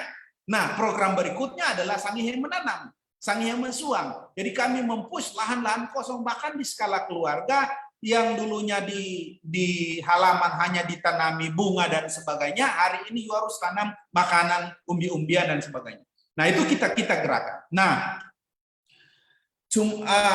dan not surprisingly, when the COVID attack everyone in the world, saya terakhir sebelum saya pindah ke IPDN menulis buku hasil kajian saya namanya Sangihe Bangkit. Dua sektor yang justru grow very significantly in Sangihe Kabupaten adalah sektor pertanian dan sektor perikanan. Pertanian, karena kita finally we goes back to our traditional food, makanan lokal, akhirnya ya petaninya grow, ya tanaman-tanaman hortikultura luar biasa. Hari ini Sangihe sangat luar biasa dan sangat tangguh dari sisi pangannya karena masyarakatnya menanam gitu. Yang diawali dengan ngurangin makan nasi karena makanan lokal kemudian mahal, ayo tanam biar murah gitu kan. Jadi bisa seimbang. Dan ketika COVID, nah saya menuliskan buku itu, Tri, nanti saya bisa sharing lagi ke Tri, itu Sangihe Bangkit. Dua sektor ini yang sangat luar biasa, outstanding. Dan kita justru mengekspor ikan pada saat pandemi. Dari sisi ketahanan pangan, hari ini kita masih banyak orang makan beras, masih banyak orang makan nasi, tetapi secara statistik itu sangat berkurang dan justru mempush pendapatan keluarga di desa. Hari ini pendapatan keluarga di desa itu, makanya di Sangihe itu yang kami takutkan itu sebenarnya dampak ekonomi mungkin jangka panjang, tapi hari ini back to survival mode, kita nggak terlalu khawatir. Karena apa? Ya seperti lagu yang kita ini katanya Indonesia itu lempar ini aja keluar ini kan, jadi lempar kayu jadi tanaman atau apalah gitu ya. We are very rich dan kasus ini sangat real di Kabupaten Sangihe. We are so blessed with the very tanah yang begitu subur. Dan sektor ketahanan pangan kita nggak jadi masalah karena dari sisi pupuk yang bermasalah kita nggak pakai pupuk, kita organik, dan Kabupaten Sangihe adalah kabupaten organik sehingga ketergantungan terhadap pupuk juga kita bisa handle gitu ya. Kabupaten organik, makanannya makanan organik, kemudian makanan lokal, sehingga ketahanan pangan khusus untuk case Kabupaten Sangihe tidak jadi masalah, malah ini jadi momentum untuk kita memperkuat ketahanan pangan. Barangkali itu, dan itu ada data realnya di statistiknya ada di saya. Saya kebetulan sebelum saya ke IPDN bulan November, saya publis buku bulan November saya publis buku untuk judulnya Sangihe Bangkit di masa pandemi COVID. Dan dua sektor itu yang datanya luar biasa outstanding. Hari ini di Sangihe sangat kuat untuk ketahanan pangannya. Gitu. Makasih, Tri. Ya, terima kasih Pak Tommy. Jadi ini di garis bawah ya Bu Tri, untuk meningkatkan ketahanan pangan, kita harus mengupayakan bagaimana setiap keluarga atau desa itu bisa beralih ke makanan lokal yang diproduksi sendiri ya. Jadi nggak beli ya, kalau dibeli exactly. bahaya. Jadi kita harus berusaha, mungkin nanti kita sebagai pemerhati kesehatan di daerah masing-masing untuk berusaha menyadarkan masyarakat agar kita beralih ke pangan-pangan lokal yang bisa kita produksi sendiri, karena Indonesia tongkat batu dan kayu jadi tanaman, pakai matahari aja, taruh singkong di pot jadi tanaman seperti itu, taruh cabai jadi tanaman seperti itu. Karena kita juga punya Pak ya 50 pangan masa depan. Nah, itu juga bisa kita berdayakan. Jadi jangan hanya terpaku pada satu. Tapi itu mungkin untuk kondisi pandemi, pemerintah mau tidak mau harus memberikan bantuan berupa pangan yang dominan dimakan, yaitu memang beras seperti itu. Tapi in case untuk ke depan itu berarti penting, itu kita akan note untuk beralih ke panganan lokal yang bisa diproduksi. Baiklah, ini mungkin Dr. WK mau menanggapi mungkin pengalamannya Dr. WK terkait bagaimana ini cara memberdayakan masyarakat, tentunya terkait di sini ada ketahanan pangan, mungkin ada beberapa aspek lain, tadi ada aspek ekonomi juga yang harus kita fokuskan di ketahanan keluarga di masa pandemi COVID-19. Ya, Dr. WK. Ini ada Mas Ilham Sopu juga dari Sulawesi. Oh iya, Pak Ilham Sopu. Pak Ilham Sopu, silakan Pak Ilham. Ini yang pertama bergabung ya, hadirin yang pertama bergabung, Bapak Ilham Sopu. Mungkin bisa berbagi pengalaman dan juga mungkin solusi terkait bagaimana meningkatkan ketahanan keluarga atau family resilience di masa pandemi di daerahnya. Pak Ilham Sopu. Atau mungkin jaringannya masih belum baik? Ya. Atau Pak Fahri atau Mas Joko. Mas Joko silakan Mas Joko atau Isabella atau Bu Sri dari Palembang. Bu Sri dari Palembang. Atau ini juga ada Mbak atau Ibu Nevi Aris Ambar. Ini juga tadi bergabung awal. Dari Bandung ya Ibu. Ya, silakan Bu Nevi. Assalamualaikum warahmatullahi wabarakatuh. Waalaikumsalam warahmatullahi wabarakatuh. Saya salah satu dosen di Politeknik STI Alan Bandung, Ibu Bapak. Ya, mangga Ibu dipersilahkan sharing pengalaman. Kali saya agak sedikit berbeda, nggak apa-apa ya pengalaman, karena saya lihat Tidak masalah. ini Ibu dan Bapak banyak yang dosen. Begini Pak, Bu, saya ini merasa seperti sedih sekali ya, karena saya mengajar semester ini 7 kelas. Itu setiap kelas itu ada saja yang terkena COVID ya, mereka sedang isoman. Bahkan ada yang di IGD. Walaupun perkuliahan kami kan menggunakan MS Team ya, jadi virtual, masih virtual. Dan ini yang membuat semua aturan jadi berubah ya. Jadi misalnya harusnya sudah terjadwal ujian akhir semester, tapi yang bersangkutan karena masih di UGD kan nggak bisa apa-apa, malah orang tuanya merekamkan video, Bu ini Bu kondisi anak saya seperti ini, jadi mohon kebijakan Ibu supaya tidak bisa mengundurkan waktu untuk UAS ya. Nah ini termasuk juga ada mahasiswa saya yang kebetulan angkatan tahun 2017 yang kalau magister itu harus sudah lulus tahun ini ya, kalau tidak DO. Nah ini juga ada pertimbangan-pertimbangan seperti ini. Saya mohon sharing lah Ibu dan Bapak sekalian yang akademisi terutama. Dan yang terakhir tadi Pak Tommy ya, Pak Tommy bicara soal penelitian. Kalau kami sekarang stop Pak, penelitiannya nggak boleh Pak. Karena kami tidak boleh ke daerah ya Pak, ya kan PPKM level 4 ya. Jadi penelitian saya tadinya 5 lokus, kalau Bapak mungkin ratusan, saya 5 lokus hanya baru bisa 1 lokus loh Pak. Padahal program ini di Jawa Barat itu ada program yang satu-satunya, the one dan the only one di Indonesia, yaitu program literasi Pak. Barangkali Ibu Bapak pernah dengar literasi Pak, program literasi, dan diketuai oleh Bunda literasinya adalah Ibu Ridwan Kamil. Nah saya kebetulan salah satu pengurus Jabar Garelis. Garelis itu gerakan literasi dan menulis Jawa Barat ya, untuk mencapai Jabar Juara. Jadi saya sebagai akademisi kan harus pengabdian masyarakat ya, dan juga penelitian. Jadi dari sekian lokus itu saya hanya bisa 1, itu pun saya tidak tahu nasib dari penelitian saya apakah bisa saya lanjutkan atau tidak gitu. Barangkali itu Ibu dan Bapak sekalian yang ingin saya share kepada Ibu dan Bapak sekalian, karena di STA kami juga ada, selain mahasiswa umum juga kami punya mahasiswa pegawai Ibu dan Bapak sekalian, ada yang TNI Polri, ada dari Pemda dan sebagainya. Jadi kalau ujian sidang tuh saya di Bandung, dia ada di Nias, Bu. Ada di Nias, ada di Kalimantan ya. Dan mereka banyak terhambat waktu karena tadi ada yang sedang isoman dan sebagainya. Ini mungkin curhat sajalah Ibu dan Bapak sekalian. Terima kasih Ibu dan Bapak sekalian. Assalamualaikum warahmatullahi wabarakatuh. Sehat semuanya. Waalaikumsalam warahmatullahi wabarakatuh. Terima kasih Ibu Nevi Aris Ambar. Pak Tuti izin saya nyapa Ibu Nevi. Ibu Nevi. Boleh. Silakan Pak. Mangga, kalau bahasa Sundanya mangga Pak. Ibu Nevi di Gerakan Literatur Jawa Barat Garelis ya Bu ya? Iya Pak, ya betul.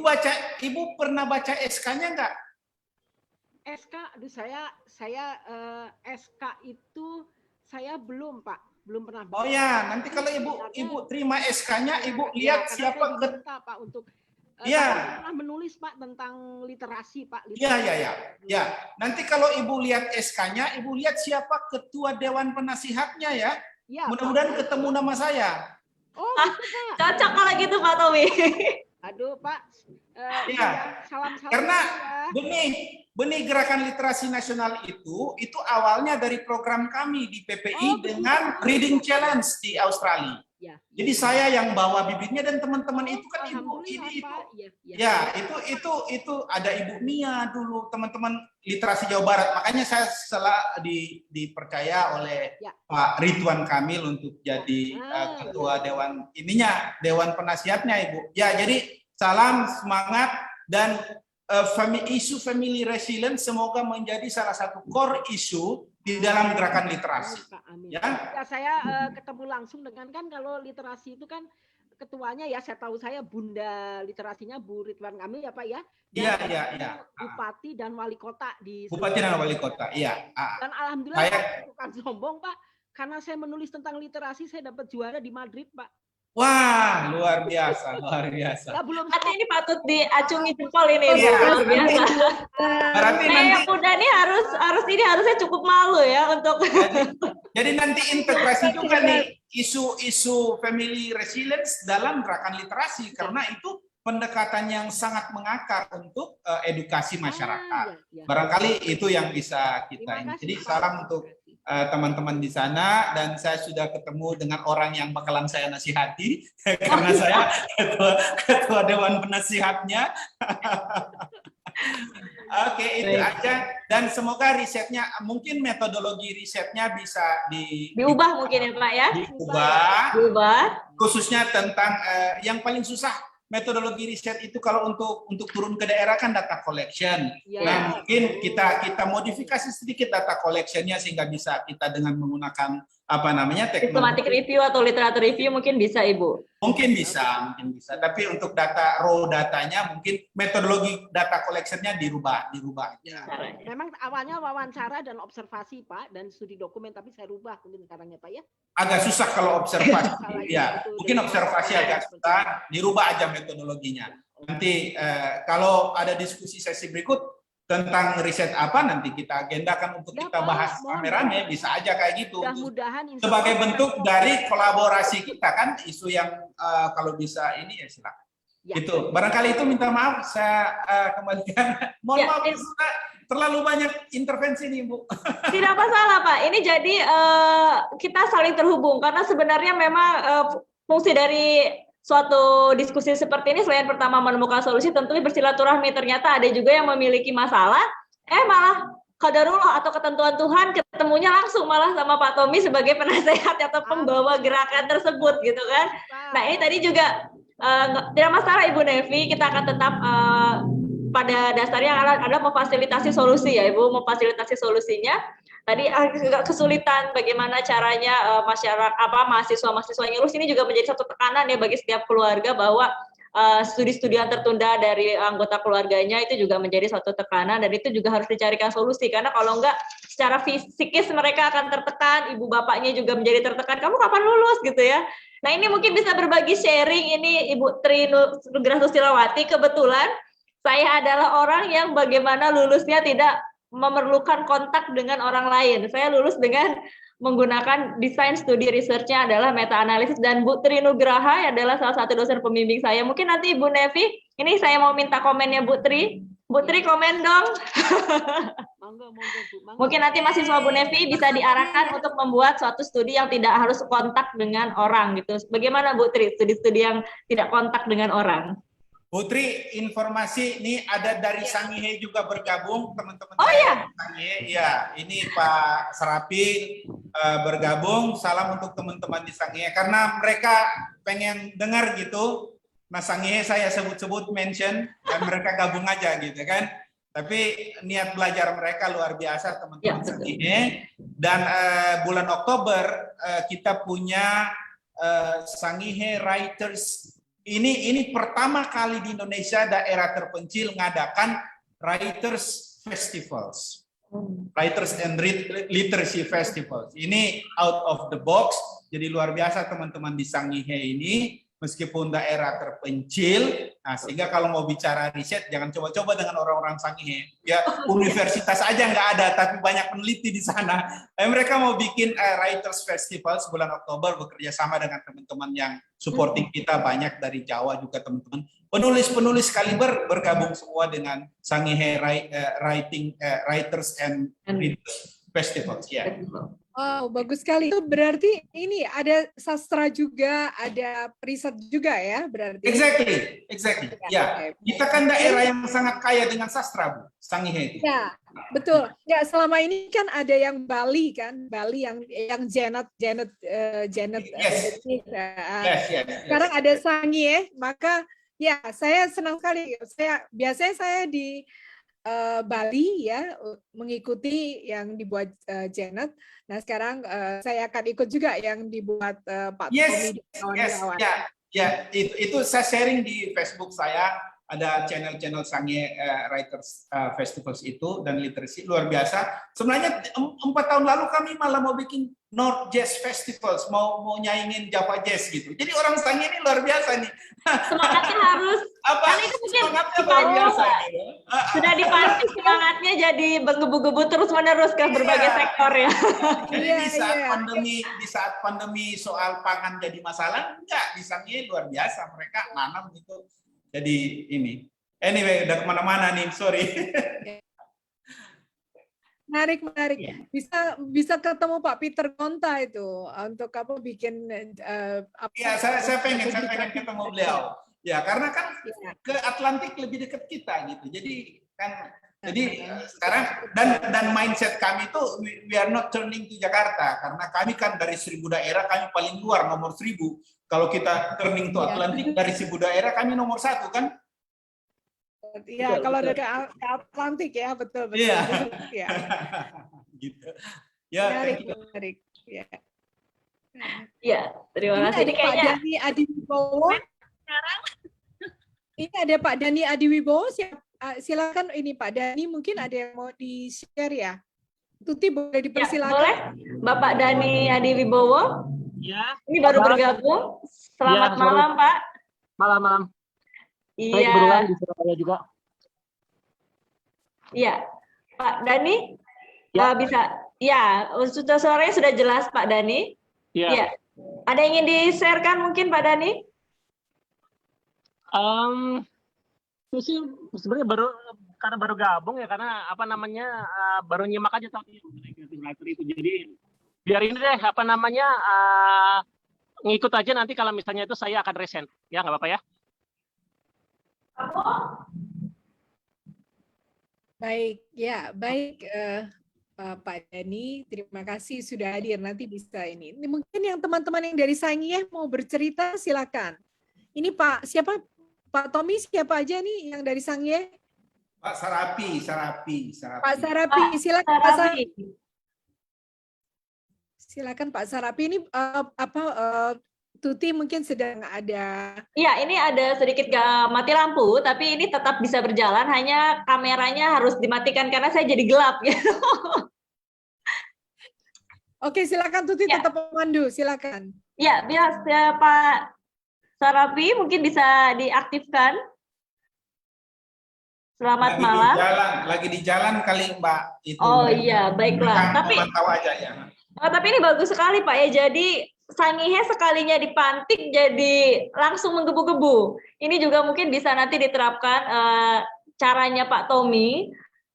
Kalau udah dipantik satu kali, mereka jadi semangat, jadi bisa menyelesaikan solusi untuk masalah-masalah lain, jadi lebih kreatif seperti itu ya. Jadi jadi kan gini, kalau kita bicara family resilience, at the end adalah social resilience kan, community resilience. Jadi kalau kita kuat ya komunitas kita kuat ya sosial kita kuat gitu. Dan ya, alhamdulillah di Sangihe tidak ada selama ini yang namanya konflik horizontal, tidak ada konflik-konflik yang sangat juga tidak ada. Ya, kami di daerah terpencil dan itu menjadi blessing for us karena we are isolated in terms of geography, tapi kami juga terhindar dari masalah-masalah yang umumnya terjadi di daerah-daerah kontinental. Jadi gitu. Iya, baik. Ya, baiklah, ini Pak Pak Dani Adiwibowo nih, Pak Tommy mengacungkan tangan, raise hand. Ya, Pak Dani, ya silakan di-unmute, Pak. Iya. Ada yang ingin disampaikan, dipersilahkan, Pak. Enggak, saya sedikit curhat aja. Jadi kan saya kan memang salah satu advisor Pemprov Jatim ya, tinggal di Surabaya. Jadi waktu itu saya jadi dosen tamu di UNESA, di salah satu universitas di Jawa Timur ya, di Surabaya. Pas lagi kuliah itu, kuliahnya mengenai ini pengenalan makroekonomi lah gitu ya, ke mahasiswa ekonominya. Setengah kuliah itu tiba-tiba mahasiswanya keluar dari ruangan, dari Zoom. Saya bingung gitu loh, maksudnya apakah ini kuliah saya membosankan atau cara penyampaiannya kurang baik, nah, maksudnya ya saya berbeda-beda ya, maksudnya daya serap mau tiap orang itu. Saya terusin aja kuliah gitu. Selesai kuliah saya nanya sama dosennya, kenapa ini kok setengah kelas pada pergi? Oh ternyata mereka itu rata-rata orang tuanya yang terdampak oleh COVID gitu. Yang ada yang di layoff, ada yang karena shift, karena apa berkurang. Sehingga mereka semua itu harus membantu orang tuanya ya berjualan, UKM, jaga warung, jaga ini kayak gitu-gitu. Jadi itu merupakan suatu kenyataan yang ini ya, mungkin kadang-kadang kan memang sebenarnya gini, kalau kita bicara layer-layer orang yang terkena ini kan sebenarnya pemerintah tuh fokusnya kepada yang bawah sekali ya, yang masyarakat yang ya apa namanya kalau kita bikin persentil di kelompok masyarakat itu yang paling bawah gitu ya. Tetapi padahal ada juga golongan yang ada di marginal ya, di marginal tengah-tengah itu yang bisa jadi nggak tersentuh oleh bansos tapi juga terdampak oleh pandemi gitu loh, COVID. Nah waktu itu saya juga akhirnya saya tanya, kan kebetulan saya punya channel YouTube tentang UKM ya, tentang UKM, ide-ide atau inovasi-inovasi tentang UKM. Saya tanya ke mereka saya tanya deh Bu, mereka tuh pengen usaha apa sih?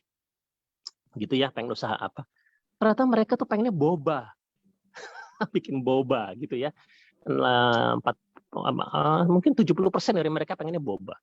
Akhirnya saya inisiat aja bikin apa namanya konten mengenai bagaimana membuat boba dengan ingredients lokal gitu loh. Jadi instead of kita misalnya gini ya, instead of kita misalnya fokus ke apa taro lah, macadamia lah, pistachio, kenapa nggak fokus kepada koko pandan, nangka atau makanan-makanan eksotik? Akhirnya ide itu tersalurkan ke mereka dan mereka sekarang sudah mulai merasakan apa namanya geliatnya dari usaha-usaha mereka yang seperti itu gitu loh. Ya ini memang apa ya kalau kita bicara konteksnya Surabaya kan Surabaya sendiri juga banyak sekali daerah-daerah yang kantong-kantong yang memang juga terdampak ya seperti itu. Jadi itulah jadi memang sebenarnya resiliensi itu konteksnya memang harus suatu kerja yang komunal atau kerja yang inovasi atau pendampingan karena begini. Kita itu sebenarnya kalau bicara rumah tangga Indonesia tuh rumah tangganya termasuk resilience, gitu ya. Kita tahu contoh tahun 98 waktu krisis itu tiba-tiba pada buka warung tenda, gitu ya. Waktu dulu juga saya sempat survei juga di Jogja itu bahwa kohesivitas antara pemilik kerja dan karyawan itu juga solid. Jadi karyawan tuh kalau misalnya ada perlu, dia akan ngutang sama manajernya atau pemilik warung, pemilik kafe gitu. Terus nanti dia potong gaji seperti itu. Jadi sebenarnya kayak social cohesive-nya itu kuat.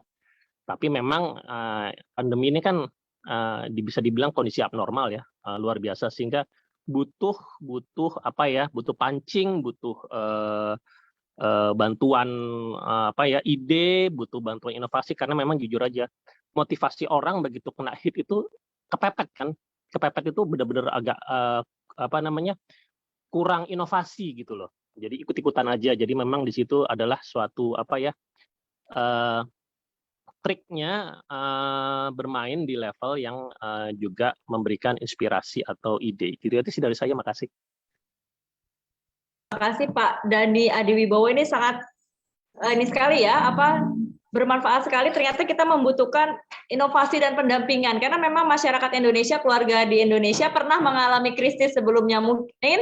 Nah, orang-orang pada era yang mengalami krisis itu mungkin sekarang sudah sepuh-sepuh dan itu mungkin harus ditularkan ke era-era masyarakat yang masih muda sehingga mereka sadar kembali bahwa kita harus melakukan suatu tindakan di dalam keluarga ini agar kita bisa keluar dari krisis yang sedang dialami masing-masing itu. Berarti memang betul sekali kita harus menyadarkan kembali. Nah ini Pak Tommy ada satu pertanyaan yang memang tadi terkait dengan ketahanan pangan. Ini Bu Trinugraha Susilawati juga sudah notice di chat. Mungkin setelah ini kita akan menutup dulu diskusi untuk sesi kali ini karena memang waktu juga sudah menunjukkan pukul 9.30, hampir 9.30, tapi nanti kita insya Allah Bu Weka sudah menjanjikan bahwa akan kita jadwalkan lagi. Semoga kita bisa merealisasikannya. Ini ada pertanyaan yang tadi terkait ketahanan pangan. Ya, Ibu Tri. Mungkin Ibu Tri Nugraha. Nah, izin meneruskan pertanyaan dari audiens mengenai family growth. Jika untuk low income family, tadi lebih fokus ke arah survival growth atau terkait ketahanan pangan. Bagaimana untuk middle hingga high income family? Seperti itu, Pak. Mungkin Pak Tommy Baulang terlebih dahulu ingin menanggapi. Kalau ya barangkali yang lebih pas Pak ini ya yang dari Surabaya karena beliau lebih ke ekonomi. It's not my cup of tea. Tapi apa namanya? Kalau menurut saya ya memang benar untuk yang low income memang sangat struggling untuk survival mode. Untuk bisa itu aja. Tapi sebenarnya juga even with high income family karena survival itu not only it's a matter of food aja, tapi survival adalah untuk bisa supaya kita tidak tergerus, aset dan sebagainya juga untuk bertahan pada posisi itu juga mode survival. Tapi untuk barangkali seperti yang disampaikan inovasi itu mungkin adalah cara yang mungkin bisa kita lakukan. Artinya the world is changing, the way we do business is change, have to change as well kan gitu.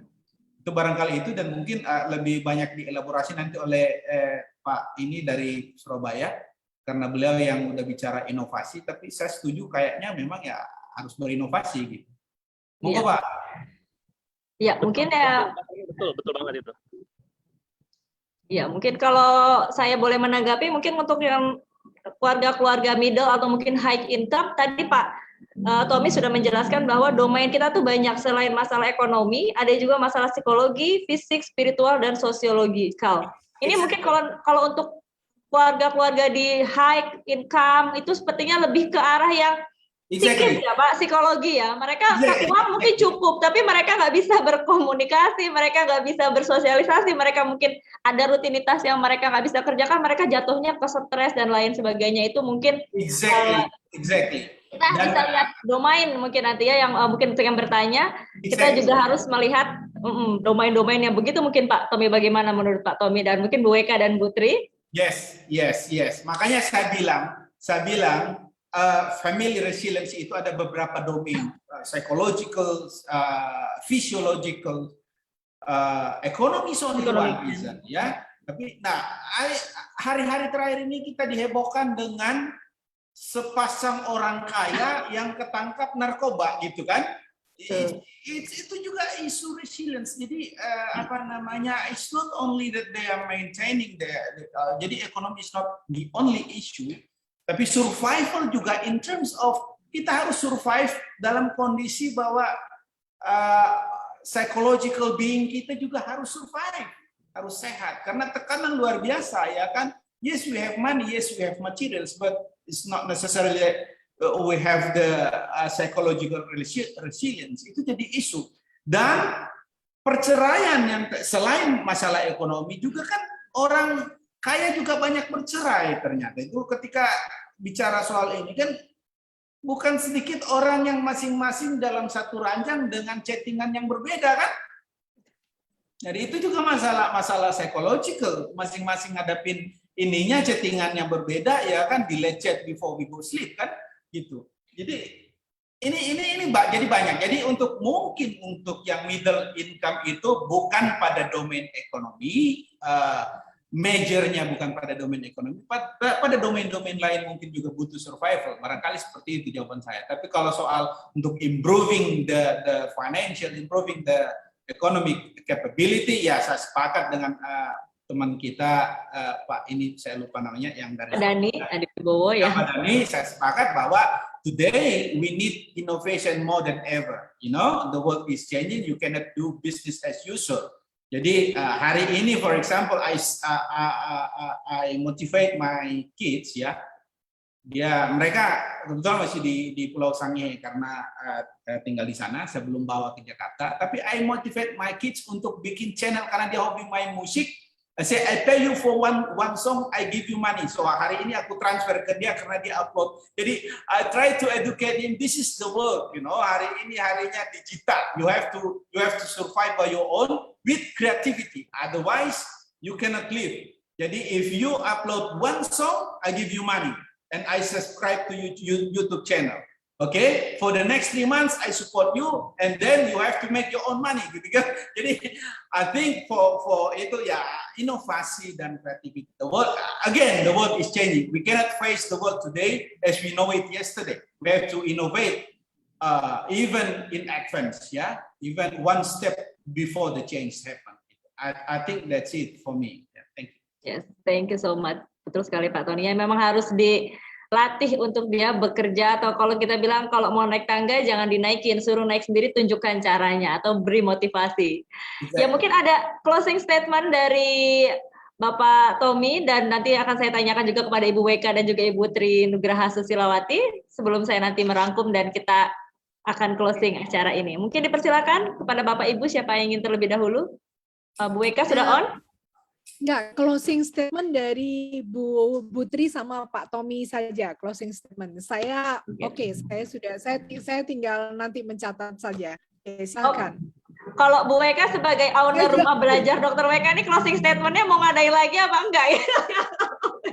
Ya, tentu saja kita adakan, dan saya tertarik untuk mengundang Pak Dhani juga ini, Pak Dhani Adiwibowo, karena saya tertarik juga karena ekonomi kita belum menyentuh memang ya, Pak Tommy ya.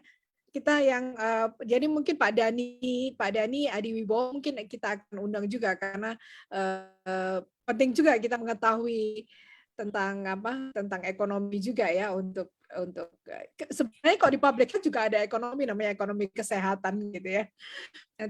Tapi nanti kita pakarnya masih ada juga di grup kami, juga ada Pak Profesor Hasbullah Tabrani, ada Prof Amal Saaf ya dari ekonomi kesehatan. Baik, saya persilakan pada Dr. Tri dan Pak Tommy untuk bikin closing statement. Silakan. Silakan Pak Tommy mungkin. Oke, barangkali dari saya singkat. Kita semua sepakat bahwa ya seperti kata Sofyan, kita sudah pada titik sepakat itu sudah harus dapat. Tapi kita sepakat bahwa isu family resilience ini memang menjadi penting saat ini more than ever, karena kondisinya memang sedang berubah dan family adalah ujung tombak dari ketahanan bangsa ini. Okay, we talk about ketahanan nasional, ya we have to have a strong family ya. Itu. Nah, namun kesepakatan itu harus kita jaga dengan tindakan-tindakan action yang nyata, yang real, yang nantinya kita kolaborasikan dengan teman-teman. Berbagai elemen ini harusnya ditanggung jawab bersama dari teman-teman peneliti, teman-teman dosen. Jangan hanya bicara aja, ayo kita make that happen, bikin sesuatu yang real, starting from small, mungkin pilot project untuk daerah-daerah yang tingkat vulnerability-nya tinggi. Saya lihat Jawa Barat itu sangat tinggi dengan isu-isu perceraian dan sebagainya. Coba kita lakukan sesuatu dengan daerah-daerah tersebut. Dari saya menawarkan point of collaboration, the window of collaboration for all of us. Mungkin setelah ini kita diskusi lagi lebih teknis seperti apa, dengan harapan semoga kita dengan posisi kepercayaan, tugas, tanggung jawab yang kita emban masing-masing bisa memberi sesuatu meskipun kecil untuk bangsa ini, karena kalau bukan kita ya siapa lagi kan? Barangkali itu dari saya. Terima kasih dan mohon maaf apabila dalam diskusi dan presentasi saya tadi, sharing saya sempat menyinggung atau ada hal-hal yang kurang berkenan di hati Bapak Ibu sekalian. Terima kasih. Terima kasih Bapak Tommy Bawulang, di tengah kesibukan tidak sama sekali menyinggung Pak, justru kami sangat senang dan juga sangat berterima kasih adanya jalan untuk membuka kerjasama atau membuka peluang bagi para peneliti untuk bisa merealisasikan apa saja yang sudah diteliti dan apa saja masukan-masukan yang mungkin bisa diberikan kepada para pembuat kebijakan. Karena apalah artinya penelitian jika memang tidak bisa direalisasikan dalam sebuah kebijakan yang mengena kepada masyarakat. Ya, Ibu Tri Susilawati mungkin ini salah satu penggagas acara ini, dan tentunya beliau yang istilahnya bisa mengontak ini Pak Tommy dan juga bisa membuat Pak Tommy ya bersedia gitu. Pasti akan ada closing statement dari seorang Ibu Tri Nugraha Susilawati. Ini persilakan Ibu. Ya, terima kasih kesempatannya Tuti. Juga terima kasih pada Pak Tommy udah sharing banyak banget, Pak Dani, kemudian juga yang lainnya ya Pak Hanung sudah izin lift tadi karena beliau mungkin perlu beristirahat habis praktek pasiennya banyak jadi kecapean mungkin, dan juga Prof Anwar, Pak Ilham, siapa lagi ya tadi ya Pak Sopyan ya, dan semuanya yang sudah ikut berpartisipasi dalam acara kami malam ini. Kita akan tetap mengadakan kelanjutan dari diskusi ini karena apa? Karena aspek resiliensi itu banyak sekali yang belum tertuntaskan malam ini. Kita masih akan diskusi lagi bagaimana resilient ini kita terapkan dari aspek fisiologi, psikologi, spiritual, ekonomi maupun sosiologi. Nah, ini yang aspek ekonomi ini perlu dikupas-kupas lebih dalam lagi, kayaknya banyak yang tertarik. Mohon maaf kalau audiens yang mengirimkan pertanyaan di menit-menit terakhir mungkin tidak sempat kami sampaikan. Pantengin terus aja channel dari Rumah Belajar Dr. WK, nanti kami infokan kembali, kami datangkan narasumber yang lebih berkompeten di bidangnya dan kita diskusi lebih spesifik ke aspek-aspek resilient yang bisa kita kupas secara mendalam dan tentunya dapat solusinya ya, dapat solusinya atau kita perlu implementasikan dalam bentuk riset ya, tidak harus menunggu adanya program dari pemerintah, tapi kita mulai dari bawah. Ya, dari bawah itu lebih nanti hasilnya akan lebih applicable juga. Jadi tetap aja nanti kita akan koordinasikan lagi dengan Bu BK untuk kita adakan kelanjutan dari acara ini. Gitu. Silakan Tuti. Ya, terima kasih Ibu Tri Nugraha Susilawati. Ini akan saya sedikit merangkum dari penyampaian yang disampaikan Bapak Tommy Baulang dari apa yang sudah beliau presentasikan, ialah family resilience merupakan isu yang sangat penting dan merupakan isu yang menjadi ujung tombak dari ketahanan dari negara kita, ketahanan negara Republik Indonesia harus dimulai dari unit terkecil, yaitu unit rumah tangga atau unit family. Kedepannya keberhasilan untuk membuat seluruh warga Indonesia berhasil atau mungkin bisa maju dan mandiri adalah diantaranya tadi sudah kita diskusikan, menemukan solusi yang akan dibuka saat Bapak Tommy akan membuka kerjasama bagi seluruh researcher, bagi kita para peneliti tentunya nanti akan diharapkan adanya suatu desain dari suatu program yang bersifat struktural namun kolaboratif, yang artinya sesuai atau yang artinya program tersebut bisa menyentuh dan juga bisa mengangkat kearifan-kearifan lokal sehingga bisa diterima. Tentunya dibutuhkan juga inovasi dan juga pendampingan untuk meningkatkan kreativitas dan juga ketahanan keluarga. Contoh real adalah bagaimana kita meningkatkan ketahanan keluarga atau family resilience adalah meningkatkan ketahanan salah satunya pangan dengan beralih ke makanan lokal yang diproduksi secara mandiri oleh sumber daya atau swadaya masyarakat sekitar. Sehingga kita akan nanti tetap membahas 5 domain. Tadi ada 5 domain yang disampaikan oleh Pak Tommy Baulang. Di antaranya adalah kita harus meningkatkan ketangguhan psikologis, ketangguhan fisik, ketangguhan spiritual, ketangguhan ekonomi, dan ketangguhan sosiologis atau bermasyarakat, interaksi masyarakat. Dan yang paling penting adalah tadi ini akan dinotis bahwa Pak Tommy selaku pembuat kebijakan atau orang yang bekerja di pemerintahan sangat membutuhkan policy brief atau hasil-hasil bukti research dari para peneliti lokal. Jadi mungkin nanti masukan juga bagi Dr. WK apabila ada mungkin ada diskusi kita bisa menghadirkan para peneliti lokal dari berbagai daerah dengan hasilnya. Jadi bisa membuat suatu kerangka program yang secara utuh ya begitu, mungkin dari Indonesia Timur, Barat ataupun Indonesia bagian tengah. Mungkin begitu saja. Saya sangat berterima kasih kepada Pak Tommy selaku pembahas kita pada malam hari ini dan juga Bu WK selaku pemilik forum belajar rumah belajar Dr. WK, Ibu Tri Nugraha Susilawati dan juga para hadirin di sini masih ada Bapak Dani, Bapak Anwar dan juga Ibu ya tentunya nggak bapak-bapak aja, ada ibu-ibu juga di sini juga. Terima kasih kepada Ibu Nevi, Ibu Sri Gustriani dan juga pada Bapak Ilham Sopu, Bapak Joko Triatmojo dan juga Bapak Dr. Hanung. Kita akan bertemu lagi dalam sesi berikutnya tentunya dengan tema yang tentu pasti akan menarik. Akhir kata, mohon maaf saya apabila ada kesalahan dalam memandu acara ini. Wabillahi taufiq wal hidayah. Wassalamualaikum warahmatullahi wabarakatuh. Waalaikumsalam warahmatullahi wabarakatuh. Semuanya, makasih. Terima kasih.